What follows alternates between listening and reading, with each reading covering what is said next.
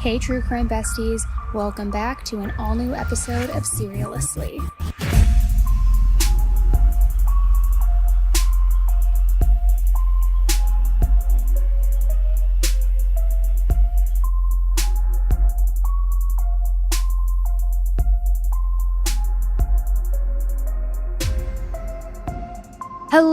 Hello, and welcome back to an all-new episode of Serialously with me, your host, and your true crime bestie, Annie Elise. It's Monday, which means we are in for a deep dive of an episode today. And when I tell you, I know I've told you before that I go through every internet rabbit hole into like the trenches of the internet and go down, the dark, twisted corners everywhere. This case is the Mecca, okay? I first covered this case back when I first started my true crime YouTube channel years ago. And there was so much information back then. And there's even so much more now. So I actually think we may break this out into a 2-part episode for my podcast listeners, only because I think it's going to be a longer thing, but don't worry, we will release both episodes the exact same day. So you can binge it. You're not going to have to wait. I'm not going to do you dirty like that. We'll probably release just one supersized episode on YouTube, but we'll see how it goes as I get through this and as I edit it. But my point in coming back on here, there's actually a couple reasons. So first, if you watch Netflix regularly, or if you're on TikTok or Instagram Reels, you may have noticed that a few days ago, there was a documentary released on Netflix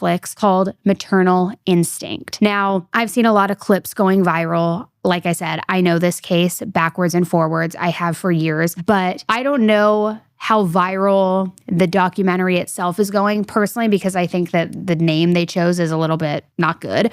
But it is one of the most disturbing cases that I've covered to date. And it's actually my highest performing YouTube video that I've ever done, which I had done this years ago. And it's just because it is that twisted and that many like shocks and hard lefts along the way, where it's like you think you know where it's going, but you don't. And then you find out the backstory of this person and it's totally different. And unfortunately, like in true Netflix fashion, they left out so much more than I could ever even explain. Now, not only did they leave out so much, but I think a lot of it is because they couldn't even get their hands on so much of the very important information that funnels into this case.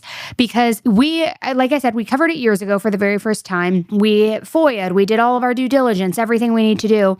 But the Attorney General recently, like over the last couple of years, restricted FOIA releases on this case. Now, luckily, not only did we already have a ton of the information, but we also found a workaround, because we don't take no for an answer, to where we were able to get not only all of the exhibits that were shown in the trial of this case, we got the 911 calls, we got the body cam footage, we got the full unedited interrogation video, we got so much actual unedited, uncut, raw body cam images and body cam footage that I can't even show on here because of how graphic it is. And YouTube would not allow me. And I also just don't think that it needs to be put out there, some of it. But my point is, there is so much more than Netflix ever covered, that anybody ever knew. And we have our hands in all of it. We've got all of it for you guys. So what I wanted to do today is I wanted to throw it back to the Reagan Hancock and Taylor Parker case. And like I said, get ready, buckle up. This is going to be a mega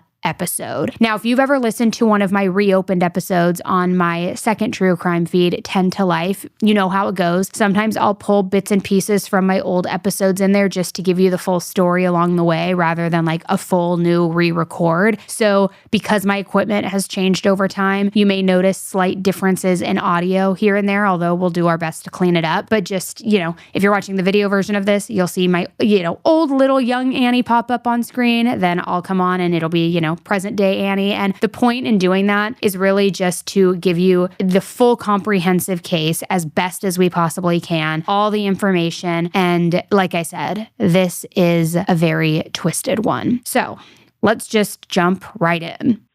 New Boston 911, what's your emergency?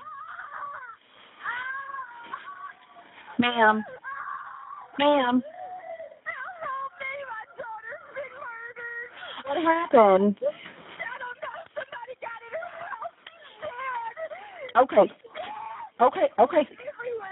Okay. In October of 2020, Reagan Simmons-Hancock was living something pretty close to a fairy tale. She had a beautiful toddler little girl named Kinley, who she absolutely adored. She was married to her very loving husband, Homer Hancock. And best of all, she was pregnant with a new baby girl on the way, a little sister to Kinley. Now, Reagan could not have been happier. She was over the moon. She was so excited about everything that was to come and her life just blooming and flourishing. But then, in literally the blink of an eye, all of it was ripped away from her. Literally, in a way that no one could have ever even imagined. Now, when we cover these cases, a lot of the times people immediately look at the inner circle, right? Statistically speaking, it's generally the husband, a family member, a coworker, a friend, but it's very, very rare for an acquaintance to do something this brutal. Yet, that's exactly what happened here. That's exactly what happened to Reagan. Reagan was targeted by someone she only knew as a photographer that she had enlisted to help her out a little bit. Another woman named Taylor Parker. And once you find out why Taylor went after this beautiful, innocent, pregnant woman, guys, if you haven't heard this case before, your jaw is going to be on the floor. Not just because of the motive in all of this, but because of how far Taylor was willing to go to get exactly what she wanted. And not only what she did to Reagan, but her history. Things that Taylor had also done in the past. Now, as I mentioned at the top of this episode, Reagan and Taylor's case is one that I have talked about before. I've done the deep dive. I've done so much research into this case. And I think that really just says a lot about how unbelievable this case truly is, with like how fascinated people are and how much more there is to uncover below the line. When I first dug into it back in 2022, I covered exactly what Taylor did to Reagan, why, and I also followed Taylor's time in the legal system, her past, her lies, her heir to an oil industry. There's so much. And now we're going to put everything we've learned, especially over the last year, because I've been still researching it for literally the last year, into one episode, this episode, because we really have left no stone unturned. Our team was able to get in contact directly with the police department. We've been able to work with them and partner with them on this. We got all the footage, which means that I'm going to give you today the full behind the scenes look into the truth of this case and everything that Netflix didn't show you. And again, just a quick disclaimer for all of my podcast listeners, I would encourage you, even after you listen to this episode, to go watch it on YouTube, because I think you will want to see a lot of this footage that I'm referencing. I think it's incredibly important to also have the visual aid. So just want to throw that out there. Taylor Parker is a 29-year-old woman from Texas, and she has 2 children. She has a daughter and a son, and her son being the youngest. Both of her children have different fathers, and Taylor was looking for stability and for a family to love and call her own. Her relationship with her son's father, Tommy, however, didn't work out, and the two of them ended up divorcing. Shortly after that relationship ended, Taylor met and married a man named Hunter. However, that relationship was reportedly also a roller coaster, and it ended in divorce in April 2019. Literally weeks after the divorce, Taylor was thinking, third time's a charm, when she met this man named Wade Griffin. Wade was a countryman, and in true fashion, they met at a rodeo. The relationship took off, and it moved very quickly. And very early into their relationship, Taylor actually confided in Wade that she was pregnant, but that she unfortunately had lost the baby. So the loss brought the two of them closer, and that Taylor really leaned on Wade for support. But as the relationship progressed, and Wade began learning things about Taylor and who she really is, Taylor started sharing some details about her life that would make anybody raise an eyebrow. Or in my case, I guess raise a huge eyebrow and never come down. I don't know. So Taylor told Wade that she was actually inheriting millions of dollars, all in oil and gas royalties. She went on to say that her mom, Shauna, who she also referred to as fake Shauna, had put a hit out on her. So she told Wade how scared she was, and him, being the nice guy that he is, allowed her to move into his home for safety. But this quickly escalated when Taylor told him that this Shauna, or fake Shauna, or whatever, was hacking into their phones, and that the Mexican mafia was now involved, which led to a shootout with the FBI. Guys, I wish I had my red flag here, wave. Taylor said, though, that this was all kept under wraps, which was why there was no media on it. So, outlandish, yes. Insane, probably. Possible? I don't know. Maybe. Who's to say? Now, at the time, Wade worked for a hog business where they bought hogs from people and then killed and used the hogs to make money. I don't know the inner workings, guys, and I'm not even going to pretend to know because I don't. But pretty quickly, Taylor started convincing Wade to use that money to buy more things. So he bought a side-by-side, a truck, and even cows. But he didn't just outright buy them. He took loans out on all of these things, with the promise of being paid back from Taylor's millions of dollars in these oil and gas royalties. Now, Wade's family were initially completely taken by Taylor. They thought that she was sweet and just a great woman for Wade to be with. However, they quickly began seeing red flags about Taylor and the outlandish stories that she was starting to tell. And one of the first and the biggest red flags about Taylor was that she didn't have custody of her 2 kids. Why? And it only got worse from there. Taylor also told the family about the royalties that she was set to inherit from her grandfather's oil business, but she said that she was having difficulty getting the money. Sounds a lot like Tinder swindler, right? If you saw that, and if you didn't, you should. Now, another big red flag was that in many ways, Wade's family noticed that Taylor seemed to be more into Wade than he was into her. Taylor wanted to move fast, and she wanted to be close, but his family didn't see Wade in love with her, at least not the same way that she was in love with him, and it was a bit worrisome for them. In the meantime, Taylor got Wade super excited about a property called Pecan Point. Wade had more heart eyes about this property than ever, and this property lies right alongside the Red River in McCurtain County, which is right over the Oklahoma border. It was listed at $4.7 million and is a phenomenal hunting property. Taylor reached out to the agent Rusty Lowe about buying the property, and she told him that she was the heir to the Blackburn syrup fortune and therefore definitely could afford the property. But I'm a little confused because wasn't it gas and oil, now syrup, like pancake syrup? In any event, Taylor placed an offer for $3.5 million, and the deal was made that Taylor would pay $200,000 upfront as an earnest deposit payment, which is a very standard practice when purchasing property. So at Christmas, Taylor and Wade told the family about this property, and they made this big announcement. They got everybody a card with pecans stuck to it to drop this news. Taylor explained that none of them would ever have to worry about finding a hunting lease again, and that was just so exciting for all of them because they are avid duck hunters. So Taylor was the hero, and all of those red flags that they perhaps saw earlier were now in the rearview mirror. And in my opinion, probably for selfish reasons, but that's just my opinion. What appeared to be an absolute dream come true for Taylor, Wade, and even Wade's family soon began to unravel. And over time, things went awry with this land deal. First off, when signing the contract for the property, Taylor signed her name as Taylor Parker Griffin. Griffin, as in Wade Griffin. But she and Wade weren't married. So it was interesting that she hyphenated her name like that, especially on papers that were such a big deal and legal documents. But that's just the very beginning of this mega facade that buying this property turned out to be. Initially, Taylor was supposed to have a $7 million wire transfer coming in for her Blackburn inheritance, that syrup cash money, whatever. She was supposed to use that money to verify the funds that she could qualify for this property purchase. But that wire never came in. So she said that she would just use money from her oil and gas leases. But that money also never came in. Big shocker, right? So even with this glaring problem, apparently by this point, she had her heart set on 2 other properties as well. And the properties in total added up to almost $20 million. But she still had not verified having the funds to afford it. So she told the agent Rusty that she also had an Uncle Butch, who would give her the money for the properties. And, don't worry about it. He's got the money. It's fine if the wires didn't come in. I'm good. We're set. So Rusty was obviously becoming a bit suspicious, and he had his team continue looking into this to try to get it all sorted out. Typically, when people are going after such high-priced properties, they have their finances in order and are ready to close the deal.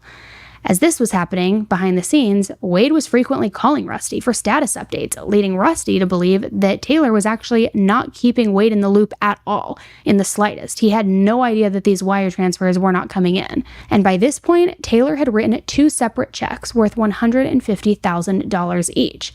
But after writing them and handing them over, she quickly asked for them right back. So obviously things were starting to get pretty concerning at this point. These properties were a lot of money, and Rusty was not and could not get this deal done without the finances to make it happen. Taylor finally provided him with oil and gas lease paperwork, so Rusty had a landman in Tyler, Texas go over all of it. But it didn't take long for the landman to realize that they were falsified documents. Not only that, but Rusty was given paperwork that allegedly was from Shell Western Global. The paperwork was a claim to verify the existence of wire fund transfers totaling to nearly $370 million. But the email attached to the document was an AOL email for a lady named Shelley Lynx. Now, for such a professional company, having an AOL email absolutely made no sense. And when Rusty decided to email this Shelley Lynx person, Taylor became extremely unpleasant. He then tried to reach out to Taylor's rich Uncle Butch, and that's when things began to get very heated. She sent Rusty a text saying, "After talking to my dad and attorney, whom have bought land for more than this, it was stated to me that the seller can ask, but you don't have to ask to verify what we have in the bank. Wade and myself both weren't okay with that request. My Uncle Butch is a multi-million-dollar landowner, and he says he has asked and been denied." After that, Rusty got a follow-up email from the Shelley Lynx AOL email stating, "Banking information is completely confidential. The buyers were not under the assumption a verification letter was required until you requested it in your office. I am sending this verification form since I will be providing the funds. Funds and where they come from is not of importance as long as the seller is paid, from my understanding. The clients are not okay with the seller calling their bank and are firm on their decision in that matter." But all of that came to a halt in April of 2020, when Taylor contacted Rusty and told him that the deal was dead, which meant he had no chance of getting that $1.15 million in commission. And Taylor told him that her mom had actually lied about everything. There was no oil and gas lease, there was no syrup royalty, and there was no Uncle Butch. Taylor claimed that all of these people, including Shelley Lynx, were apparently made up by her mother. Now rewind a couple of months to December 2019, during everything starting to fall apart with these properties. Taylor announced that she and Wade were expecting a child and that she was pregnant, and the family and Wade were all very excited. But things continued to be suspicious with Taylor. When Taylor bought Wade's mom, Connie, her dream car. Connie loved this gray Nissan Altima Platinum. She had looked for this car for a long time prior without any luck. Then, Taylor bought her the car and was once again the hero. But just a few weeks later, Taylor called Wade and told him to have Connie come drop the car off in the driveway. She told him that the car had a recall on it and that the dealership would be picking it up. This did not sit right with Wade's mom, Connie, but she hesitantly drove it over, but not before telling her husband that they would never see the car again. Her husband told her that she didn't know that for sure, which she replied, "Yeah, I do know it. I do know it. Dealerships don't just pick up vehicles on recall. It didn't make any sense." So a couple weeks went by and she hadn't heard anything about the car, so she went ahead and called the dealership. The dealership informed her that there was no recall on the car, but instead that the car had never been paid for. And as this lie was unraveling, Taylor had also been promising Wade's dad a new barn to replace the one that he lost in a fire. But obviously that was not going to happen because clearly Taylor didn't have any of the money for any of these things. Everything was fallen apart. So then in March of 2020, Taylor publicly announced her pregnancy on social media, just as the world began shutting down due to the pandemic. She proudly shared that she was due on September 22nd, 2020, and apparently she wasn't wasting any more time on those minor money issues anymore since she now had to start planning for this baby. But there was one major red flag for Angela Pate, who is related to Wade by marriage. Angela and Taylor had apparently gotten close, and Taylor often vented to her about her relationship issues with Wade and how she was worried that Wade would leave her. In addition to that, apparently Taylor had confided in Angela that she had a prior hysterectomy. Taylor told Angela that before telling Wade that she was pregnant, she should take another pregnancy test to really confirm this is true. Taylor assured her that she was pregnant and told her that this pregnancy was intended by God. Taylor was excited. She was showing all of her family and friends her sonogram pictures, her test results, everything relating to the baby. If it was related to the baby, she was sharing it, even urine test results. Like, TMI overkill, but she was excited and she was proud. And in April of 2020, Taylor sent a pregnancy confirmation to Angela saying, here's the confirmation from my nurse. I am pregnant. I know you were worried, but there's nothing to worry about. But there was just one problem that Angela noticed with the letter. The name of the nurse who signed the letter had the same name as the patient of the letter that it was confirming to be pregnant. So basically, the letter said that the nurse was pregnant, not Taylor. So when Angela told Taylor about that, she got very defensive and upset and told her that there was a mole that her mother had hired at the clinic and that they must have done that, which Angela knew that she had to play this smart. She already had her doubts about Taylor, and this was just really sealing them for her.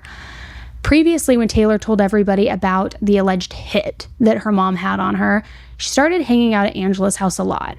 But then she actually ended up telling Angela that her mother actually took her own life, but that she didn't want to tell her grandparents. And eventually, her mother was seen at a Christmas party, which massively confused everyone who had thought she was dead. Taylor is just like a walking red flag, story after story after story. So right as this pregnancy stuff was all going down in April of 2020, Angela received an email from a person named Mandy Body, who was allegedly actually Taylor's mother. And the email said, listen, you don't know nothing about Taylor. Don't try to be a mother figure to her. I did an amazing job making her look bad. It took time and accurately planning my every step of the way. She brought you to the bank and made herself look like she was lying to get a check cashed. I had already arranged everything. My helper knew she was coming with you because she called making sure. You wasted your time on her because that check was never good. Let her fail in life. Let her see what it's like to have nothing. I've worked it out perfectly. I've arranged this all so there are no cracks, you see. Things won't add up, and she will look even more like a liar. I stole numbers to make her think people were calling and doing things for her, and it was never them. This will not end well for her. No matter where she turns or what she says, there will always be a lie to fall back on her. See, I'm going to send her in such a deep depression, she will probably try to take her life like she has tried before. But if not, then making Wade leave her will do the trick. See, he will have no choice but to leave because nothing will be true. I've made his family turn on them from pretending to be people like a dealership that didn't get paid.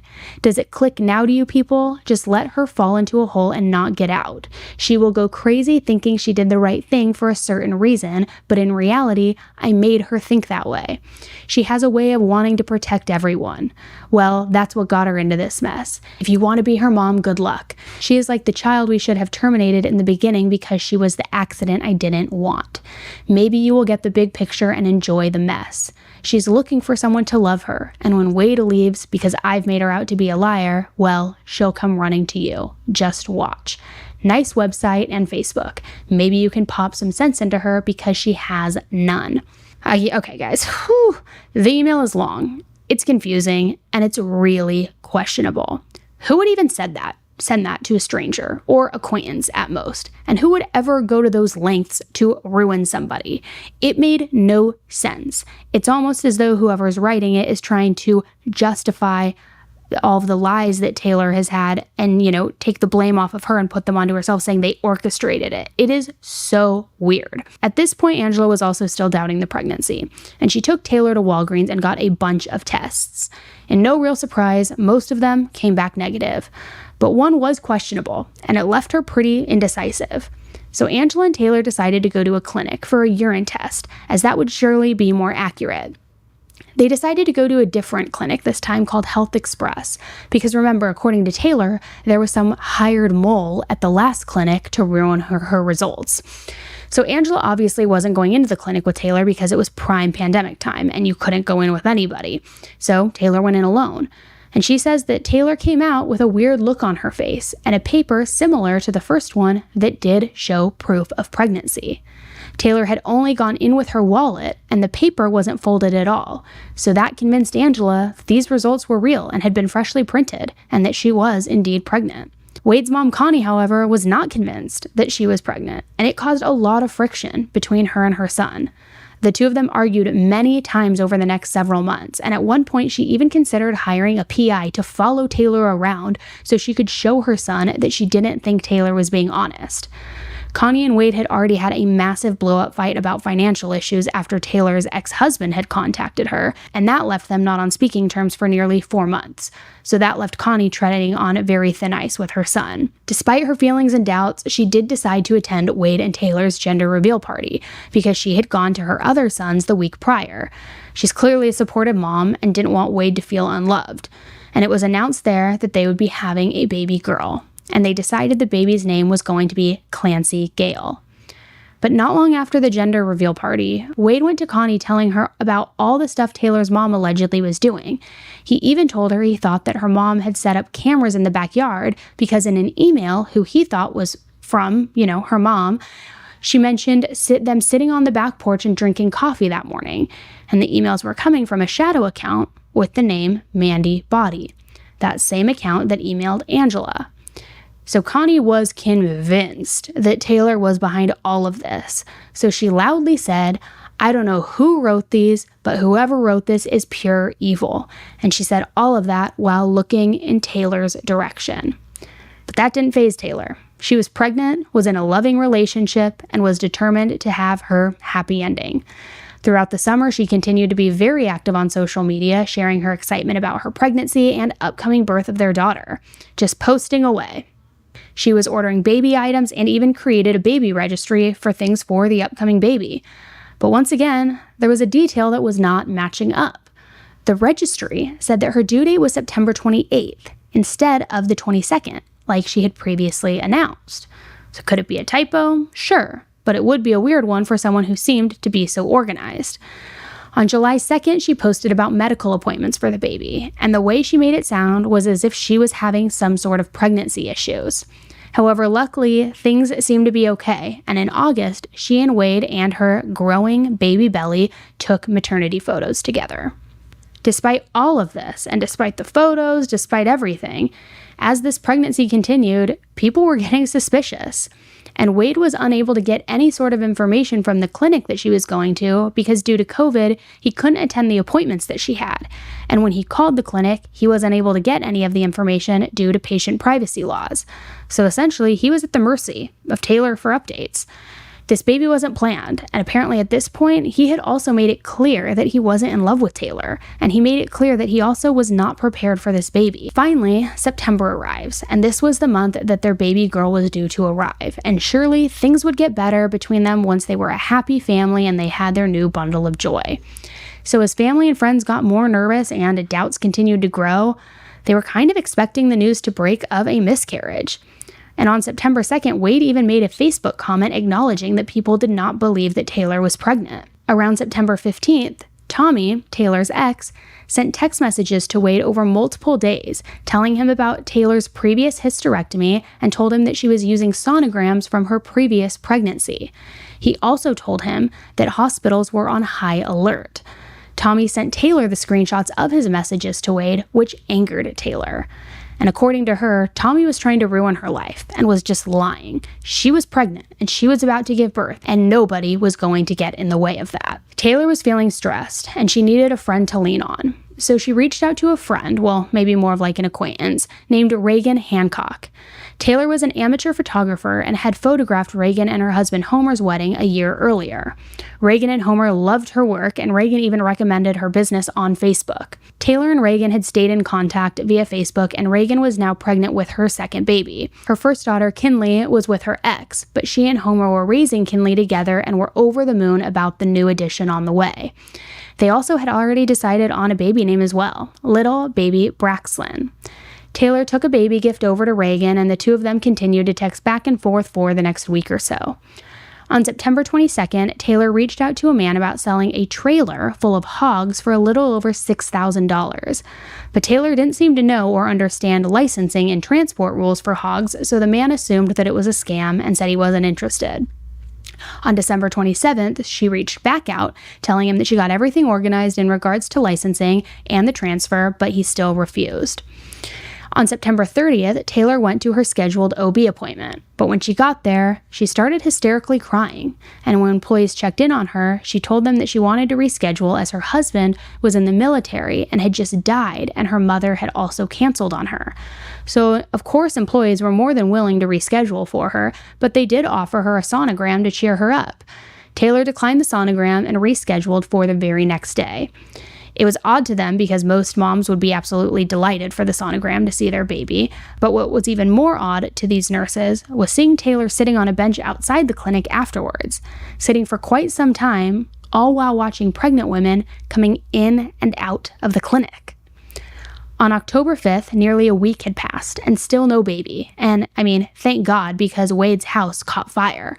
This fire was an intentional fire, and it knocked out the power and the plumbing. It was later determined that the fire was actually started by a lighter and was technically an act of arson.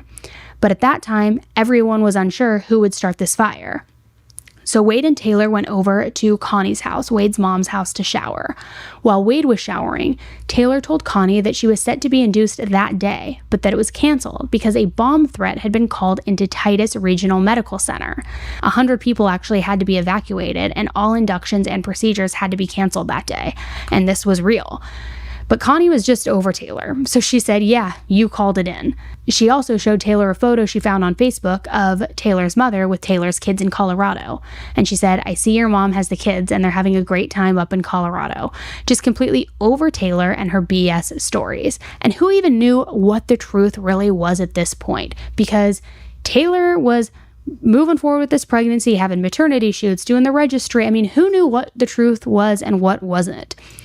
So next it was Taylor's turn to take a shower. And while she was showering, Connie and Wade got into a very big argument. Because Taylor was due a little over 2 weeks earlier on September 22nd, Wade had taken time off work under FMLA, and Connie told him that she was worried that he could lose his job if it turned out that Taylor wasn't even pregnant and that a baby never came. She told him that he should go back to work and that he would get a call if the baby came. She told him, Wade, she is not pregnant. She had a hysterectomy when Trey was born. He's 5 years old. She's not pregnant. And Wade did not take that well. And when Taylor got out of the shower, he stormed out of the house. Although he wasn't in love with Taylor anymore, this was his child, and he was furious that his own family was doubting that, doubting his child, doubting his judgment. On October 8th, Taylor went over to her friend Reagan's house in the morning. She sat outside of the house in the morning in the driveway for a bit before driving away. She then returned back to Reagan's, but this time had a baby gift and Starbucks.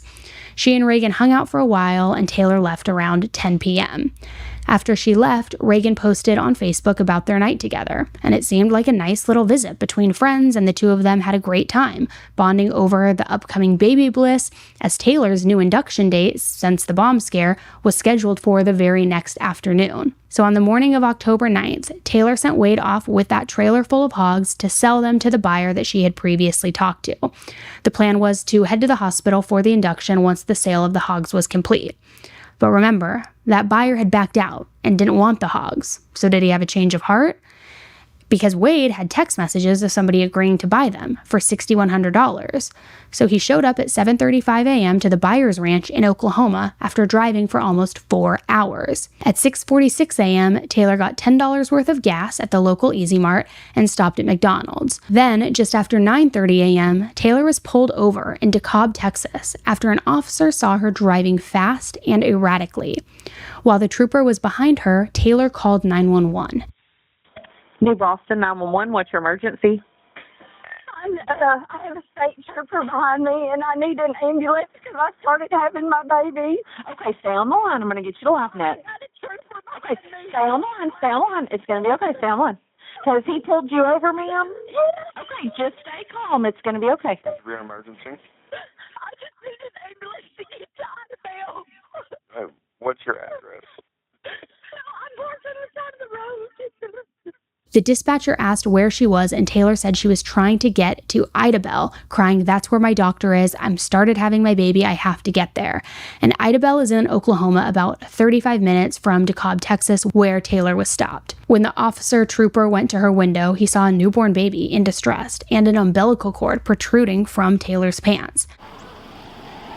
What's wrong, man? I had my baby and I'm trying to get to Idabel Hospital. Idabel? Yeah, my husband's up there. Why aren't you going to St. Michael's or somewhere? We're going to Idabel. It's where my doctor is. I need to get up there. Taylor started doing CPR, but the baby wasn't showing any signs of life. For whatever reason, the trooper also was absolutely no help, despite being fully trained in first aid. But luckily, an off-duty nurse happened to walk by the scene, and they jumped right in.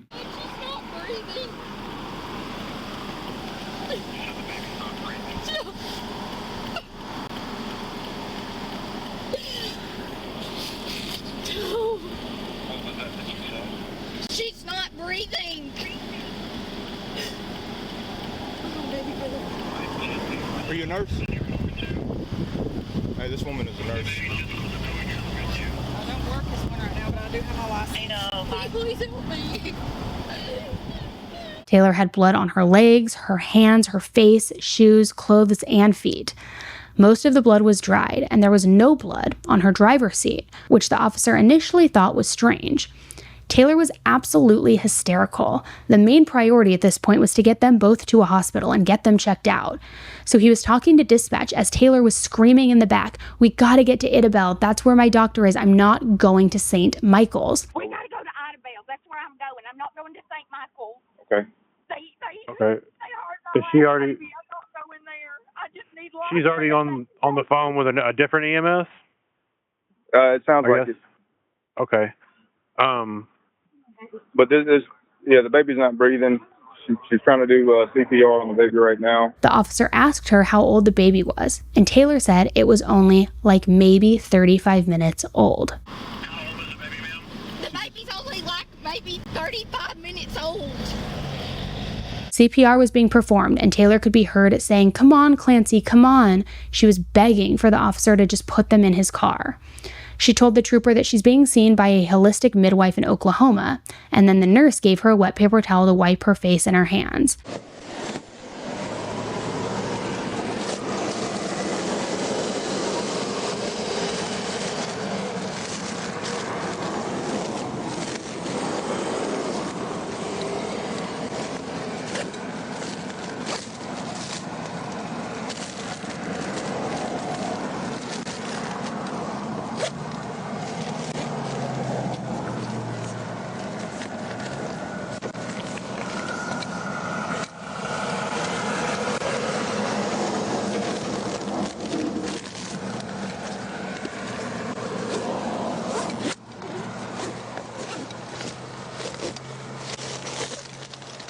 She told them that she was at Walmart in New Boston when she felt pressure and then left and got in the car. She says that she felt that she had that urge to push, and then the baby came out while she was driving. So you was on your way to Idabel to have the baby? Yeah. Okay. Okay. It's all right. Just relax on it. So as this horror fest was taking place and unfolding, Wade had been at the ranch owner's home for a couple hours and was trying to strike this deal after showing up with 150 hogs. And the ranch owner was beyond frustrated since he wasn't expecting him. So Wade showed him the text messages, and one text said, "Wade, this is Scott. I will see you both in the morning around 6:30 to 7. Taylor said the check should be made out to Wade Griffin, totaling to $6,100. I have 7 groups of hunters this weekend. I need those hogs tomorrow for sure. I already turned 2 guys away with hogs. Drive safe. I'll send the address for GPS. Thanks, man." So Scott saw this message and told Wade those weren't from his number, and it quickly started to click when he saw Wade's last name was Griffin, as he had also talked to a Taylor Griffin a couple weeks prior. So Scott told Wade, "This is not from me. This is a bogus deal. I didn't want him. I didn't order him. I'm not doing this deal."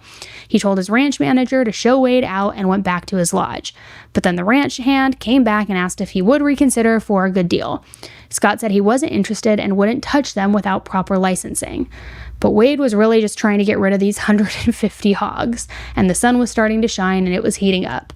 So Scott and Wade ended up agreeing to $2,500. Wade left with an empty trailer around 9:30, 10 a.m., having absolutely no idea what was happening at home, and no one imagined what would come next.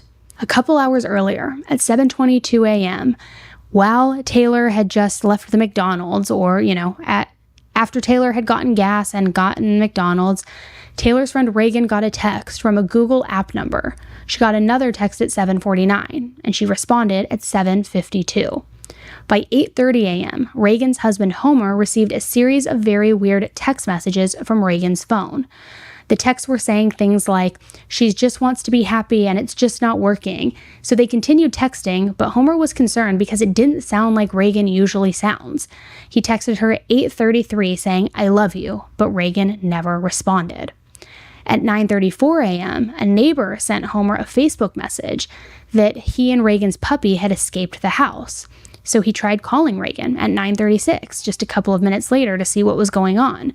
The neighbor said that the garage door was up, which was weird because it never was up, and Reagan didn't answer the phone. He tried calling again at 9:58, 10:02, 10:04, 10:06, and 10:20, but she was not answering. So he started calling the people closest to them, but before ultimately leaving work to go check on Reagan and the dog. The neighbor put the little black lab over the fence into Reagan's backyard before heading out to run errands for the morning. At 10:15 a.m., Jessica Brooks, Reagan's mom, arrived at Reagan's house to check on her. When she walked in, she saw her 34-week pregnant daughter laying face down in a pool of blood. New Boston 911, what's your emergency?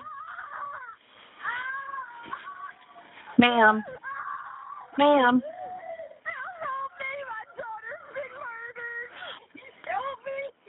Okay, stay on the line with me, okay?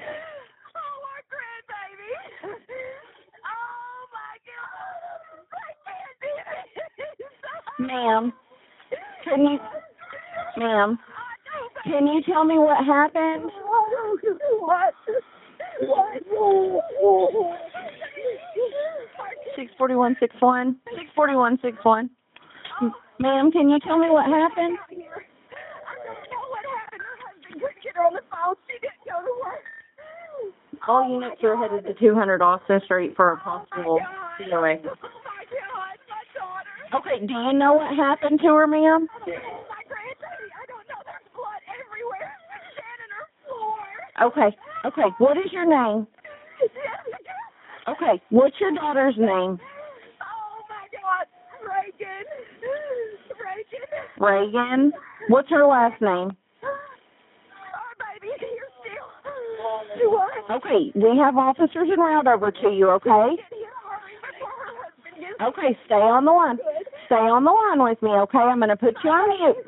Okay, stay on the line with me. I'm going to put you on mute so I can contact LifeNet, okay? Oh, my God, please. Oh, my God. Oh, my God. Oh, my baby. In the 911 call, Jessica was crying out to her husband, Marcus, yelling, "Did they hurt her? I can't do this. My baby, my baby, my baby." She then asked if Kinley was all right before saying, "I can't tell what happened. Did they just hurt her? What did they do? There's so much blood. There's so much blood." Marcus found Kinley in the other room, and 3 minutes into the 911 call, Kinley asks, "Where's mommy?" Marcus, what is it?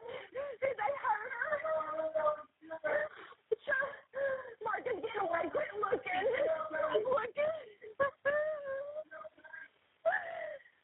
Oh, my baby.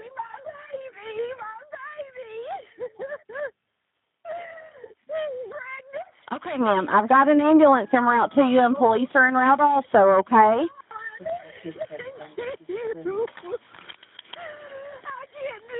Negative. The only people on scene are the mother and possibly a sister. LifeNet's en route also. My husband and a friend and my grandbaby is in the house. Really, they just Okay. What is your daughter's last name? Hancock. Hancock. Is she okay? Oh my God. What am I gonna do? Please. Okay, ma'am, they're en route to you right now. Can you tell what happened to her? I don't. Can you tell what happened? They just hurt her. Did they just hurt her? What did they do? Don't know. We can't tell. There's so much blood. Okay. So much blood. He's here. They're here. Yes, ma'am. Okay, they should be pulling up now, okay? Police quickly arrive and turned Reagan over, unveiling a gruesome discovery that her baby was missing. The house and Reagan were in absolutely shocking condition. Reagan had multiple stab wounds and deep incisions all over her body. She had been cut open from hip to hip, her uterus pulled out and cut. Her hands had many defensive wounds, including bruises, scrapes, scab wounds, and cuts on her fingers and palms. One finger was dislocated, and the tip of another was nearly cut off. There was a bloody handprint on the refrigerator right below ultrasound photos. A child's bathing suit, who I assume is Kinley's, was soaked in blood on the living room floor. There was a urine-soaked diaper on top of a pool of blood in the living room next to the couch.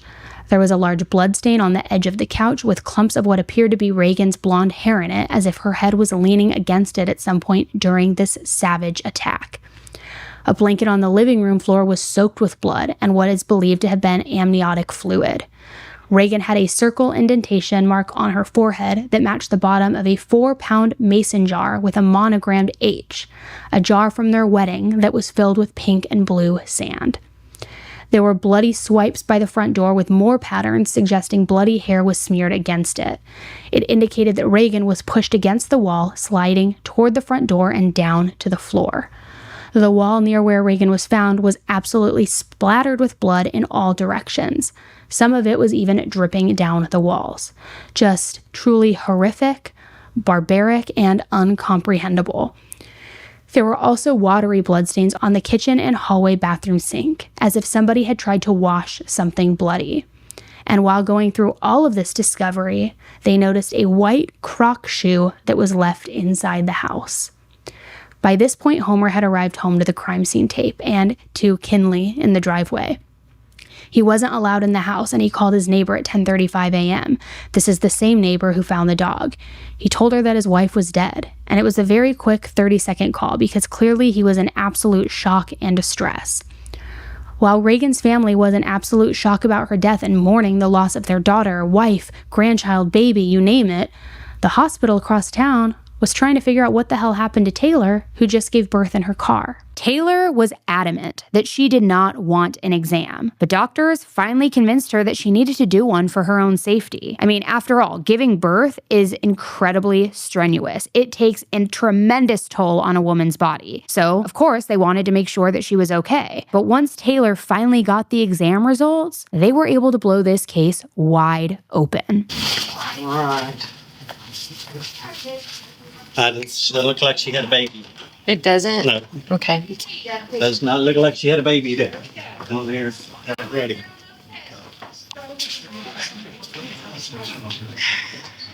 That was enough to make the detectives look at the entire situation differently. If the baby girl in Taylor's car didn't come from her, they were starting to think that she was actually connected to the horrific crime scene that was over at Reagan's house. And now they were ready to confront her about it. I'm just going to be upfront with you. I've been talking to the DA down in Moody County, and they've been working on a case down there. And we know that you had a hysterectomy some time back, and that you claimed to be pregnant for a while, but that you really weren't. So we're trying to figure out where this baby came from. But you didn't give birth this morning. What do you mean? So I just said, you didn't give birth this morning. And we want to know where this baby came from. That's why I'm here. So what happened? I just told y'all what happened.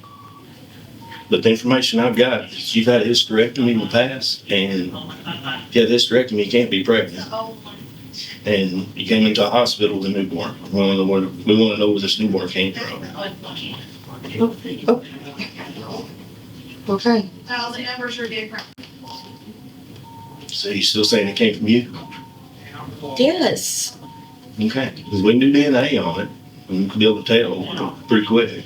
Essentially what we have is, we have a dead woman down in Texas, and you took the baby out of her. It's caused her to die. And my question is Taylor a cold-blooded murderer? Or was it something else? I mean, sometimes people have, they go through depression and, some mental issues and things. Causes good people to make bad choices, right? And that's kind of where I'm here at today. I knew that doctor wasn't going to find anything. Because I already know a lot of things I ask, I already know the answer to before I ask. But one thing I'm trying to figure out is, why did this happen? What was going on? Is it something like, maybe you're going through some depression, maybe you're going through some, some emotional things, and just for whatever reason, you made some bad choices, right? Or is it because you set some woman up, targeted her to kill her and steal her baby? Okay. I tell you, most of the people are going to assume the worst. They're going to assume you're an evil person and that you just butchered this lady and left her to rot on the side of the road so you could steal her baby. I don't think that was the case. I mean, you don't seem like that type of person, man. I didn't kill anybody. Where'd this baby come from? We're past all of that. Taylor, we're past that. I did not kill anybody. I didn't kill anybody. So was she alive when you left? I wasn't with her. But by that point, it really didn't matter how much Taylor wanted to deny it. All of the evidence was starting to come together. She couldn't have possibly delivered the baby and Reagan's baby also be missing. So that left the horrifying reality that Taylor had literally kidnapped Reagan's baby from her womb, taken her as her own, trying to pass her off as her own. And in the process, she had killed Reagan. And even worse, sometime after Reagan's baby was born, alive, by the way, she unfortunately stopped breathing. At 1:22 p.m., the baby that Taylor had claimed was hers was taken off life support and pronounced dead. Doctors said that this little baby would have been viable, but she had suffered a lack of oxygen. That meant that Taylor not only murdered Reagan, but she also murdered her baby too, little baby Braxlyn. Police connected everything at this point, and they went to the hospital and arrested Taylor. She was charged with capital murder for the murder of Reagan, and she was also eventually charged with capital murder and kidnapping for Braxlyn. Reagan's mom, Jess, posted a photo and announced her daughter and granddaughter's death on social media the very next day. Her family also did a media interview a few days later. Never quit smiling, never quit trying and moving on and tackling the next hurdle. The most beautiful person, her spirit, her personality, everything about her was beautiful. A piece of us is gone now. She became a mother early, but after she had Kinley, she went on to get her high school diploma, and she was aspiring to eventually get in. She was going to start taking classes again in the spring, and she wanted to go into nursing eventually. It's just such a tragedy to think about Reagan's life and how quickly it was taken away from her. And little Braxlyn, her life was taken when she was just minutes old. She was about to be a new baby sister, born into a loving family, and that was ripped away from her. And as for Reagan's other daughter, Kinley, well, her biological father passed away shortly after Reagan. Thankfully, her stepdad and Reagan's widower, Homer, stepped up and he raised her, but can you imagine that child and what she's had to go through? Homer is also in a new relationship, and Reagan's family is very happy for him. Her mom said that he's still in his 20s and he deserves happiness. Homer never went back to that house, besides once, to collect his things, and he is obviously still grieving this terrible loss. Now, guys, there is still so much more to cover. We have barely scratched the surface here. We need to get into the rest of Taylor's absolutely unhinged hospital interview, footage that not many people have access to the entire uncut interrogation and even the hospital interview, because we haven't even gotten into the most unbelievable part yet, if you can imagine that. As investigators began confronting her with all of the things that didn't add up, Taylor chose not to come clean, but instead, she came up with a whole brand new version of events that somehow makes even less sense than the ones before it. Plus, there's an investigation that ultimately exposed the truth and brought this true monster to justice. Because Taylor, she definitely was not the kind of person who went to jail quietly. Because apparently, even after all of this, she still had plenty of chaos left in the tank. However, her web of lies, they finally started to unravel. So if you're listening to this on the podcast version, go ahead and hop on over to part 2. If you're watching this on the YouTube version, though, just stick around. We're going to go into part 2 right now. And before we do, don't forget, follow the podcast and hit that subscribe button right now on YouTube. It is the perfect time to do so.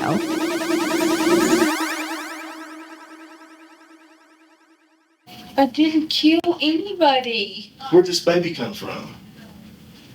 We're past all of that. Taylor, we're past that.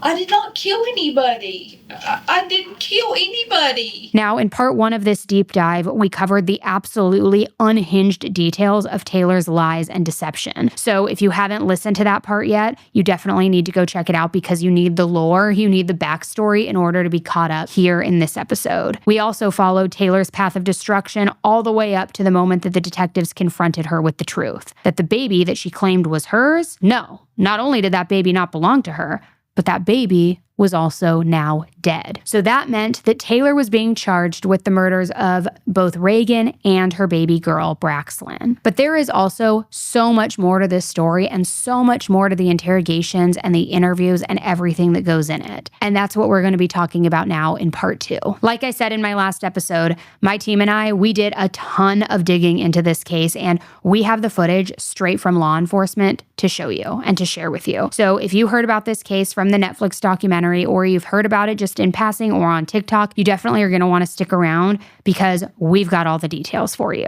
And we have all of the footage that they didn't show you. Now, since this case is very footage heavy and covers extremely sensitive topics, including fetal abduction, the death of a baby, and this DIY C-section surgery, I do want to warn you that this episode is incredibly difficult to listen to. There are also parts, of course, that are too graphic to show on YouTube. Now, I still want to give you the full case file, everything that we were able to gather, all of our resources. So similarly to what we've done in the past with cases, over on Patreon, we have a whole case folder where we've uploaded all of the documents, all the media, everything that we've received from law enforcement, so that if you want to do your own digging and your own due diligence and dive into it a little bit deeper, you have all of the information that we also have. So you can find all of our research and our full case folder with all the stuff that we didn't include in this episode over there on Patreon. With all of that said, though, we have a lot to unpack, so let's get right into it. This is part 2 of the case of Reagan Hancock and Taylor Parker. Now, when we left off in part 1, detectives were sure that the baby that Taylor had claimed was hers was in fact not hers at all. They realized that Taylor had cut Reagan's baby right out of her body,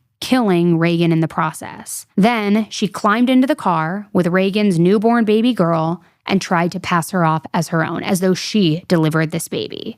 Now, tragically, Reagan wasn't the only victim. Somewhere along the way, little Braxlyn stopped breathing and she died too. So that left Taylor charged with both of their murders. But even as the detectives started pressing her, she wasn't ready to give up the truth. She was going to dig her heels into this lie as hard as she could. For most of her hospital room interrogation, Taylor even refused to admit that she knew Reagan, let alone did anything to Reagan. But slowly and surely, detectives started confronting her with more and more evidence. They also told Taylor that they had received her medical records and that they had proof that she had undergone a hysterectomy. They also explained that a doctor had done a full body exam on her and found no sign that she had recently been pregnant. Her blood work also didn't show any sort of pregnancy hormones, and the baby's DNA did not match hers. She was just being confronted with one lie after another. So little by little, with the detectives also now pushing her, Taylor finally started to crack. Finally, she admitted that she had seen Reagan on the day that she died. The story that she told them, though, well, it still didn't sound much like the truth. She basically said that Reagan had invited her over, then insulted her, and then from there, a huge fight broke out. Now, a quick warning, this is raw police footage that I'm about to share with you. There is some background noise. There are a few times where the officer's pager makes a very loud buzzing sound, but I still wanted to share it with you so that you get the full story. And again, for my audio listeners, you may want to watch the video version after this. So what happened today? How did this all come about?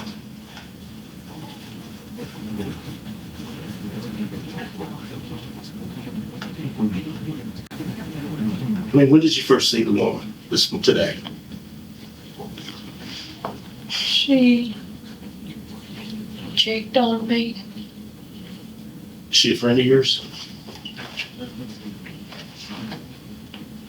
So she come to your house? She told me to come over. Oh, so you went to her house? Okay. What happened then? Don't really remember. Yeah, come on now. Yeah, you do. Yeah, you do. So what happened? You go over to her house, and what happened? I remember pulling up. Did you go inside? Yeah. Okay. Did you talk very long, or did she say something to you that make you mad or something, or what happened?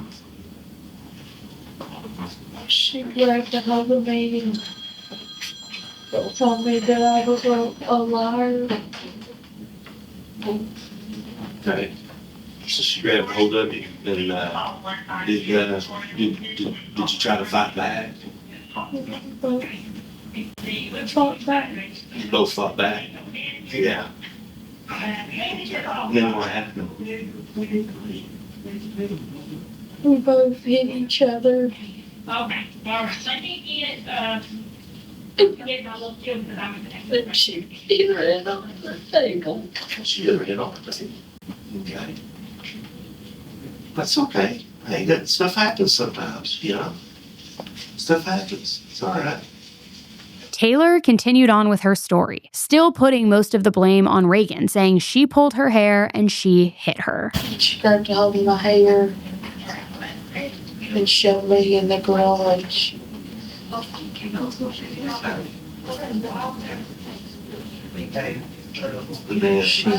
She hit me really good on my heart. And then I remember, you know how you see those little... Mm-hmm. Like stars or blue or... Stars, yeah, I don't remember. And as for that circle indentation on Reagan's head, Taylor said that she just happened to slip and fall, that is what caused it. So at some point she hits her head, falls down and hits her head. She hit her head on... She pushed me in the garage. Mm-hmm. I pushed her back. Mm-hmm. She fell pretty hard. Mm-hmm. And she got up. She grabbed me like this. Mm-hmm. Door was open. Because we're right there in the living room. Okay. So you go from the garage into the living room. I went from the carport to the garage to the living room.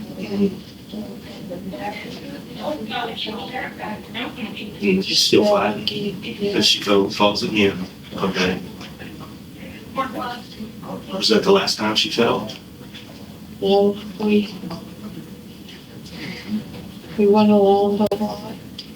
At some point in this supposed fight, Reagan apparently got a hold of a knife, and Taylor claimed that it was actually Reagan that threatened her with this knife, not the other way around. So you haul it up in the garage, and she falls. She pushes you, you push her back. She falls pretty hard.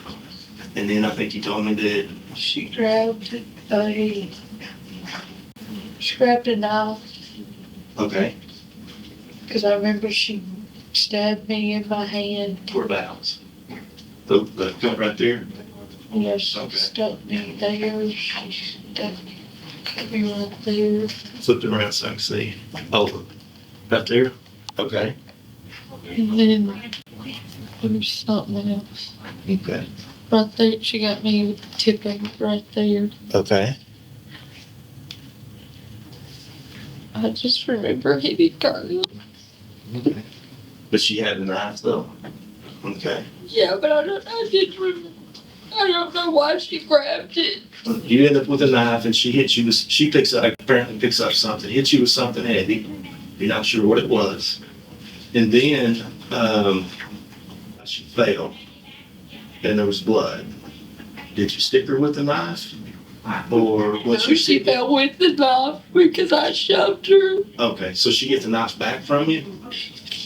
We both had it in our hands a few times. Oh, okay, I'm just trying to get it right in my head, you know what I mean? So. Because she stuck me first. Okay. But I don't remember why she kept calling me.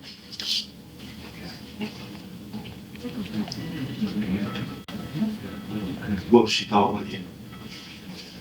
I mean, like still calling you a liar or just still calling you something else? No, she told me that I was gonna rot and that she'd kill me if I touched her again. And as for Reagan's stab wounds, well, Taylor said that all of those were self-inflicted and that the reason that they were self-inflicted was so that Reagan could frame Taylor. So she falls and she's got the knife. Did she fall on the knife? Is that what you believe? Or is that what you know? Or you don't know? She had to because I didn't. You didn't stab her? I didn't stab her. Okay, that's fine.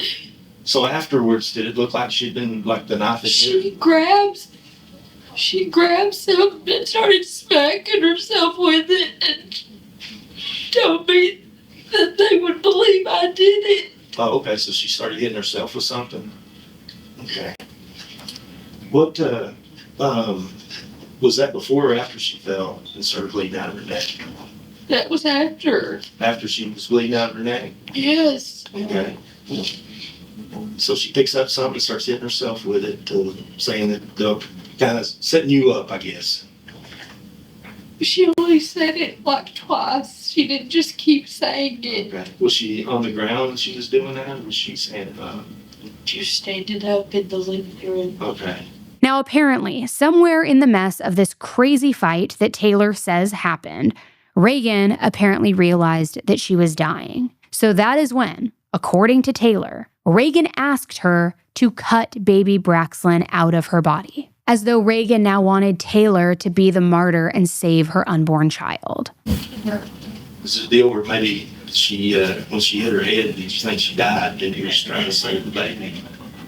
Yeah. I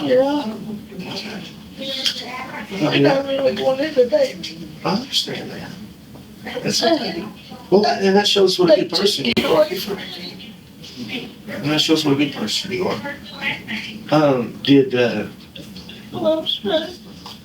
Do what? I was trying to save her. I understand. I mean, that's obvious. You called the ambulance. You know? So she hit her head, and so you tried to save the baby. So did you? I guess you cut the baby out of it. You like a C-section on it. You don't remember. So how did you go from her laying there with her head hit to you having the baby in your hand? I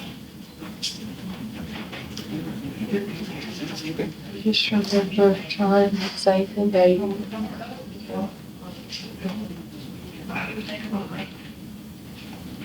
Do you remember if you